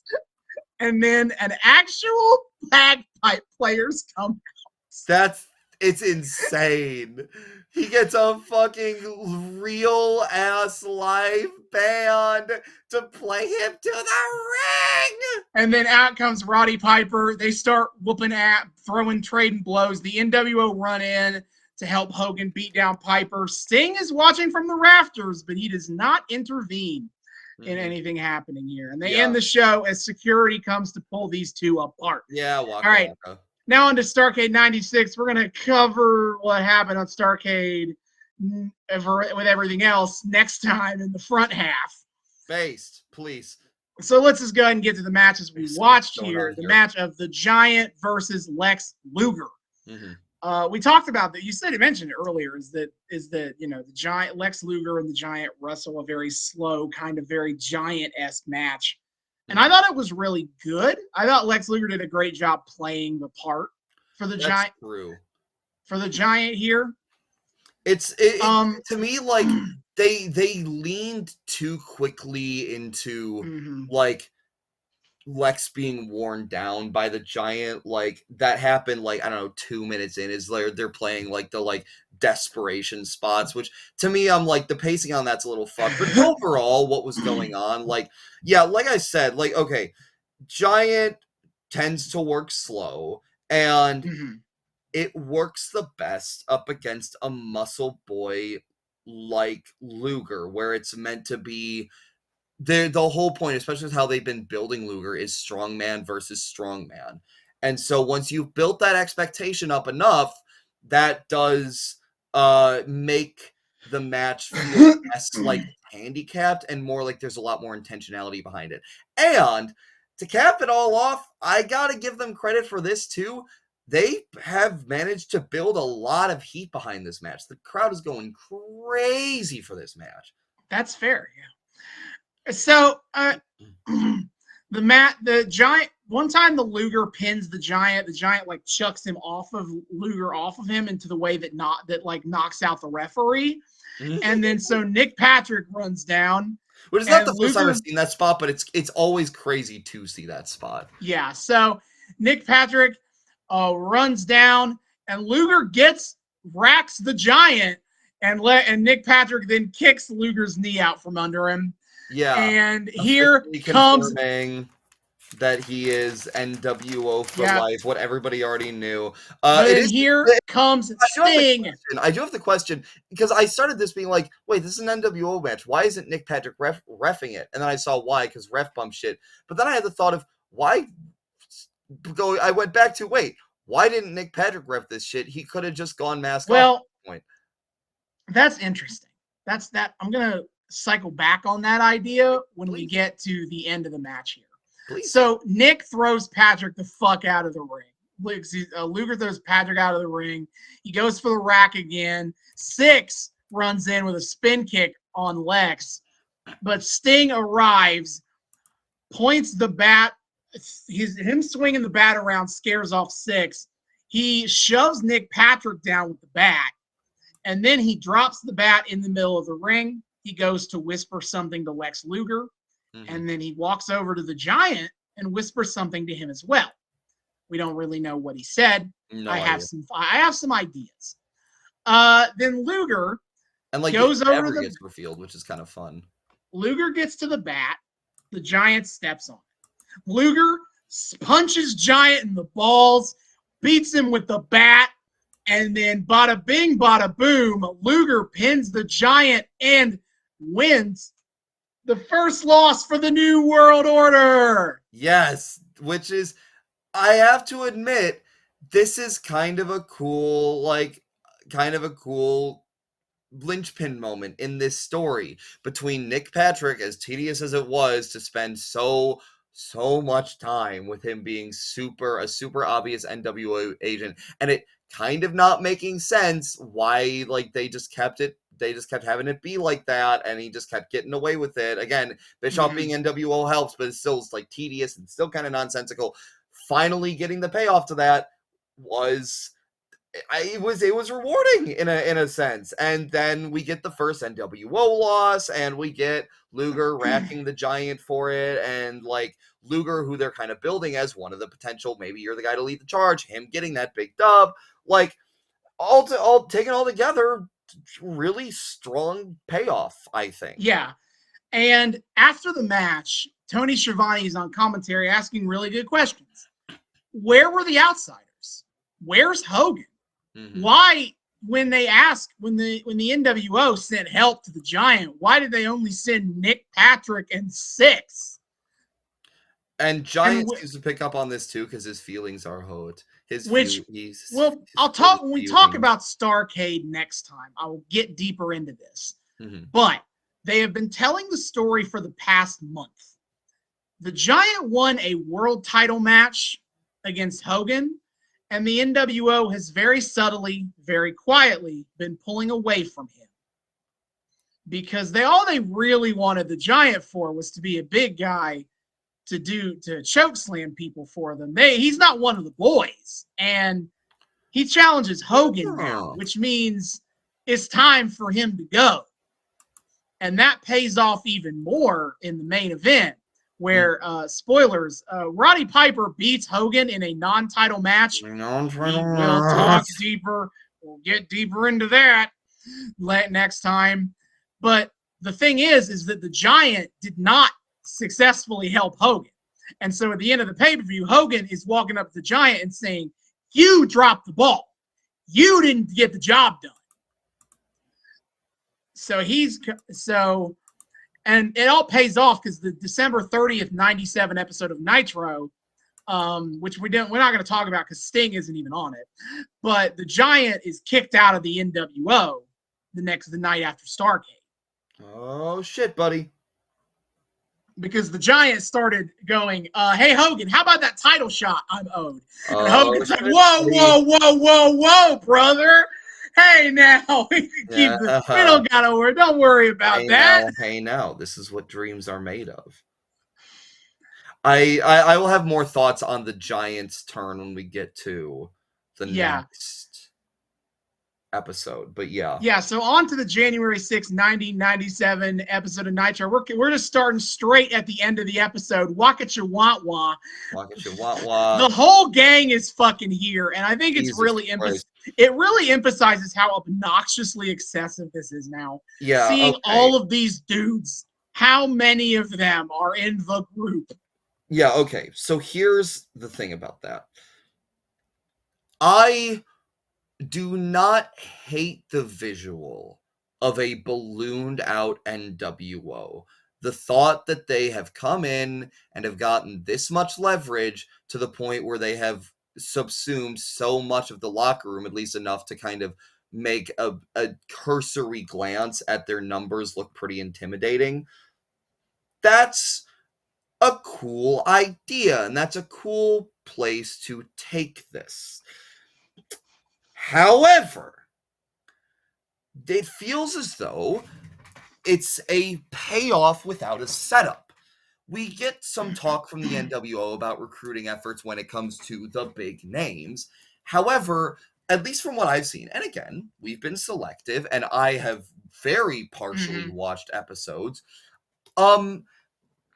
it doesn't feel as though we ever got a focus on an attempt to recruit whoever we could. It feels like it was the eye on the prize was always the big guys, and then I will say that that Eric Bischoff, the week after he took over the group, he revealed himself. He was like, "Everyone, attention, WCW locker room, you have 30 days to convert your WCW contracts to NWO contracts, and after that, you can all go to hell. So that's the impetus for like the loser squad that has shown up in this group now. Okay, sure, but you write yourself into a corner there by not wanting the entire fucking company to turn into NWO, and so needing to find some kind of out for that. And B, I find myself unmoved seeing dudes who had their hands effectively forced into that, but then just acting like the Goon Squad with no character behind it. And this is where I think I'm starting to really have, this is maybe where my real problems with this come in, is like, aside from the fact that it just kind of became like a, bloated, overlong mess of ultimately we're adding dudes to the NWO who add nothing to the group. Yeah, Big and Bubba, lacks Michael Wall Street. And when honestly, Buff Bagwell now, he'll get better over time. But Bagwell's not really adding anything now. I would argue Vincent doesn't really add anything, but like at least he's Bubba, tied to DiBiase. So at least Bubba Bagwell, or not Bubba Vincent, Michael Wall Street. I just kept wanting to say IRS. Are all former Fed guys, so it fits to an extent. When you start getting just vanilla, random WCW OG mid-carders, like, you need incentive for them to be there. If you want this to be the greatest wrestling storyline of all time, you need character depth. And it's just getting to the point where it's just lacking that. Like, they make again, you have the Sting thing, which is full of character depth, which is great, but like everything else surrounding it, like, you can't have this take over your entire fucking company. And I'm not even talking about the NWO as like a faction. I'm talking about the storyline itself, just subsuming the company into like swallowing everything whole within it. Is you can't have that without giving it a whole lot of depth, because otherwise it just starts to feel kind of half-assed and cardboard. So this is like, it loses me here, because it's like, why should I give a shit about the Goon Squad? They're just kind of here to be here. I don't care. No, that's fair. Jeff Jarrett is still here as fake Sting for some reason. I could endure this maybe being there. They have him here for like one more week as fake Sting to gloat and to be shitheads. But God, let him just be his own guy. He doesn't need to be Sting anymore. Yeah. So Bischoff and Hogan are their whole gimmick post Starrcade is to gaslight everybody into what the actual results at Starrcade were. Sure. Because they're like, yeah, you beat Hogan, you beat Piper twice in a week, and you beat the Giant single-handedly last week, and you made him beg for mercy. Okay. And then the Giant comes out, the entire NWO backs the fuck up. The Giant solos the NWO until Hogan grabs a chair and starts beating the shit out of him. Now, they do make a good point on commentary that the Giant has no friends because he was NWO for life 8 days ago. So no one is willing to help him out here. Eric Bischoff does his goofy, shitty karate kick to the Giant, and then they all bounce out of the ring, leaving the Giant for dead. And God, that's another thing. That's another fucking thing that's going on here. Where, Hogan, in a very uncharacteristic move, like, he calls Eric Bischoff champ, like, puts the belt up against him, like, you can even be champ, gives him, directly permits him to take the final crack at Giant while the Goon Squad is, like, holding him up to, like, kick. And, like, then Hogan, like, slings the belt over Bischoff's shoulder and is like, you could be champ. It's all in the family. And Bischoff's just here going, like, I love you guys. And there could be such an interesting story here. Because they were just taking Bischoff for a ride. Or like, they do this whole, they could run at an angle that, reflects real life. And of course, nobody has the fucking humility to do this, but like, they could have done an angle where Bischoff was the corporate guy that got brought in to run this wrestling shit, and he was struggling with it and he didn't know what to do. And then Hogan showed up and started like and WOing it up with him and like basically being like, hey, we can give you everything you've ever wanted, and like kissing his ass and basically getting him to like sign off on all this shit and gassing him up into and that would be getting to feel like he could be a special boy by like doing this and making his that would be such a cool payoff to Hogan's rant a couple months ago where he was talking about how like, you know, business is always great when promoters listen to me, and it stops being great when they stop listening to me. And now you get a situation where we're dealing with, he found a wrestling promoter who literally is too naive to even realize Hogan's talking bullshit with him. It would be so cool, except Bischoff has too much of an ego to do that story, and Hogan really has too much of an ego to do that story because it calls them fucking out.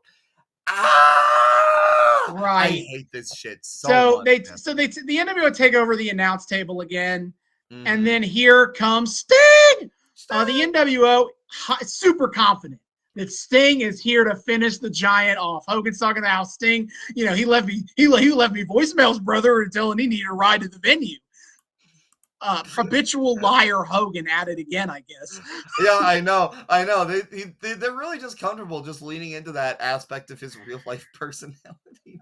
But then, instead of attacking the Giant, because obviously that's not what Sting's here to do. Yeah. Sting whispers something to the Giant, tries to wake him up, and they're like, "Yeah, he's trying to wake him up to give him more beatings." But again, it does not work. The coping is it doesn't work. Sting looks over at the table. He points the bat at him, and they're like, "Oh, that's a point of approval from our man, the Stinger." Oh my God. Sting walks out without the bat. The NWO tell Vincent to go to the ring and finish the job with the bat. This goes how you think it would, really. As Vincent gets in the ring, he like pokes at the Giant to see if he's actually knocked out. He's so freaked out about this. He's so. But then when he's confident, he's all good. He like poses on top of the Giant. The Giant gets up, chokeslams him to actual hell, and then the Giant grabs the bat and he wards off the NWO with the bat. And we get a neat shot where they like show a shot. They show Sting watching from afar. Yeah, the Giant swings the bat, superimposed over the Giant. That was really cool. That was actually sick. Then January 13th, nothing important happens here, but it's the best point to break between this and where we go after this. Fair enough. We see fucking Hacksaw Jim Duggan comes out, and he's replaced his USA gimmick with a purple and gold WCW gimmick. Yeah, this is apparently the new colors for WCW. Okay. And the man, he's like, a man can only stand so much. Somebody had to do something. I can't do it alone. Where are you, Sting? Be a man, Sting. Don't be so wishy-washy. Good Lord. How does no one learn anything in this company? I know. It's so clear too what he's doing. Sting acts in record time on this one, as Jim Duggan doesn't even get a match. He goes to the ring to have a match, and Sting is just there. He's there immediately. He drops him. He's gone. He's done. Yeah, Sting again. Generous man that he is, saves Super Callow from having a fucking Hacksaw Jim Duggan match. What a king. All right, and then later on, Tony and Larry are talking about how the WCW Executive Committee is in a meeting regarding who owns the WCW title belt. Riveting shit happening here.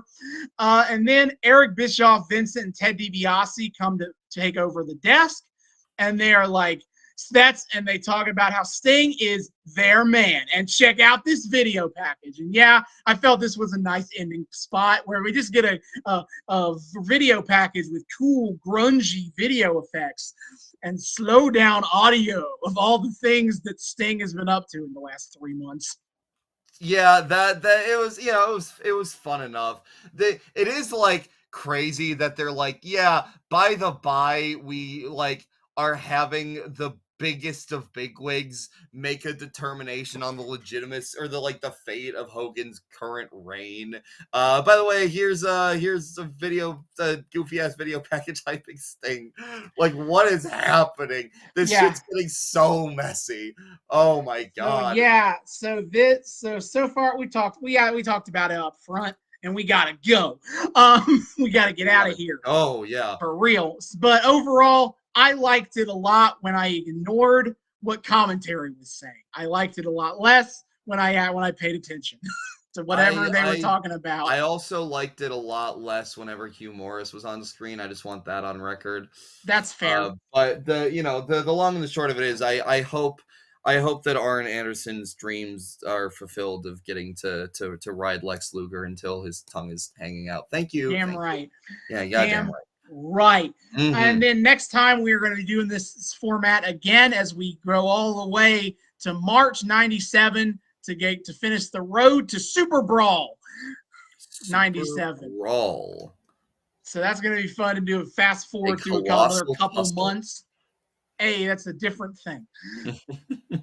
But until then, David, hit the plugs. Yes, sir. Dear friends, thank you all so much for joining us on yet another episode of the Noobs and Knockouts podcast. We are so delighted to have you here. Returning listeners, viewers, what have you, you know the drill. Thank you all so much for joining us. Once again, welcoming us back into your eardrums, your eyeballs, whatever it is you use to consume our content. We love you guys. Mwah. New people, hey, hi, how's it going? Welcome to the show. We here at the Noobs and Knockouts podcast like to think we are friendly to both noobs and knockouts alike. So whether you're brand new to the wild, wacky world of wrestling or you're a veteran of all the weird bullshit, either way, we hope you had a great time here, and we hope you want to keep having a great time with us week after week. I'm going to make sure you know all the ways to do so. First and foremost is you can find us on YouTube. We are the Noobs and Knockouts podcast on YouTube. Hit subscribe, ring that bell, make sure it turns a nice little solid color so you get notifications every single time we drop a brand new episode. Things like likes and comments if you're so kind as to leave them. That drives up our engagement, helps us out in the algorithm a little bit, all that good stuff. So, press those buttons, type those keyboard keys, etc. We're greatly appreciated on our end. And hey, it's the video version too, so you can see all of our beautiful, lovely faces. Just a grand old time if you wanna take a look at us, while you're hearing our sweet dulcet tones. However, if you're a fan of the sweet dulcet tones of Faceless Edition, don't worry, we have plenty of options for you there too. The Noobs and Knockouts podcast will be found on really any place where your podcasts are found: Spotify, Apple Music, Google Podcasts, etc. Our RSS feed casts far and wide, so give us a listen. And again, engagement there helps us out tremendously if you would be so kind, whether that be like or ratings or reviews, whatever, some 5 stars, Meltzer style, maybe some kind words of encouragement to other people that they should listen to us, would be nice. Thank you much. And hey, you can download our show to listen to us offline too. So take Noobs and Knockouts on the go. Who doesn't? Great road trip time. But yes, on top of all of that, you guys know how the fuck to find us. If you're not already listening to us on your preferred platform, do that. It's definitely a thing you could do. However, you can also find us on other places on the interwebs past this little void we find ourselves in week after week. Of course, first and foremost is our Twitter account. You can find us at Noobs and Knoxpod on Twitter. That's at Noobs, the letter N, Knoxpod on Twitter. It's great. We do the whole Twitter thing. We, just come tweet it up with us. Highlight of our Twitter. It's coming back, baby. My show closes this weekend. But weekly AEW Wrestling live tweeting every Wednesday night at 8 p.m. Eastern. We are watching and tweeting about AEW Dynamite on TBS, having a grand old time discoursing about all that good shit. I'm a shameless AEW stan, as well as occasionally, when I have the time, tweeting out about AEW Collision on Saturday evenings at 8 p.m. Eastern on TNT. We love colliding around here at the Noobs and Knockouts podcast. And hey, when an AEW pay-per-view rolls around, so much the better. We just love talking about AEW in this household. On top of that, dearest Austin, being the knockout that he is, he loves wrestling, folks. You have no idea how much this fan just enjoys a good bit of graps. All right, and he he considers himself an educator at heart, and he is here to, while we're talking about the world of contemporary wrestling, bring you his weekly report on what's going on, what he's watching, what he recommends. This is Austin's Wrestling Corner. There's definitely a better term for that. We gotta figure out a way to sidebar, make this We can its own segment. Maybe we can workshop that. We gotta workshop. We gotta workshop this into its own segment. But nevertheless, my friend, what's going on? What's on your radar? I think this week I'm gonna have to pass on this, both because we are running way late, and also, look, you know what happens when you commit yourself to watching 3 months of WCW Nitro in like 2 weeks? Oh no! You don't make a lot of time to watch anything else. Oh dear. You know, I've kept up with AEW, and I'd love to share my thoughts on Revolution maybe next time. Hell yeah. And Dynasty's upcoming on April 6th, but I have not had an opportunity to watch any other wrestling because Nitro it's been a lot watching a lot of Nitro. It's exhausting, folks. It All right, I will tell you. Yeah. Even the little microcosm I got, it takes a lot out of you. Yeah, but next time I will try to have more to say here. Yeah, well, we'll have maybe a bit more of a workshop segment because we really need to build this out of its own thing at this point. It's kind of evolved and taken on a life of its own. Anyway, but yeah, Twitter, we're there. Follow us at Noobs and Knockouts Pod. If you want to get in more direct and long form contact with us, however, hashtag character limits, you can do so at our email address, Noobs and Knockouts Pod. That's Noobs the word, and this time knockoutspod at gmail.com. And just come talk to us. Tell us what you think about the show. Tell us things you want to see us cover on the show. Give your own hot takes to engage with ours, to tell us that we're based or cringe or whatever. I mean, we're always based, but you're entitled to your opinion.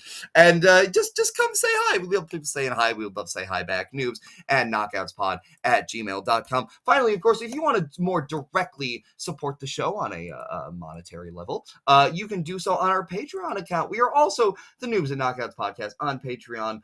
You can find the link for that in our Twitter. $1 a month gives you early access to episodes and a shout out at the end of each episode.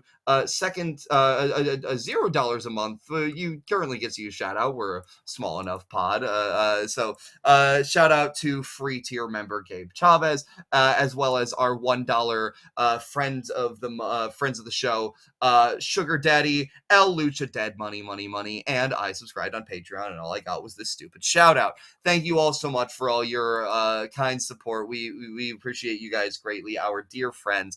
And hey, if you guys want to join in and maybe help out the show a little bit, a single dollar we do a month may not be much out of your wallet, but accumulates on our end. And the more we have to do, the more resources we have to make this show cool and awesome and fun, the more you reap the benefits, and the more we can add to our Patreon and more rewards and all that good shit. So be sure to if you are so inclined, consider giving us dropping some coin in the bucket, if you know what I'm saying. Either way, we greatly appreciate you guys, friends of the show. Thank you so much. And yeah, if you want to get in on that, join in on the Patreon. The link for that again is in our Twitter. See y'all next time. Hasta luego.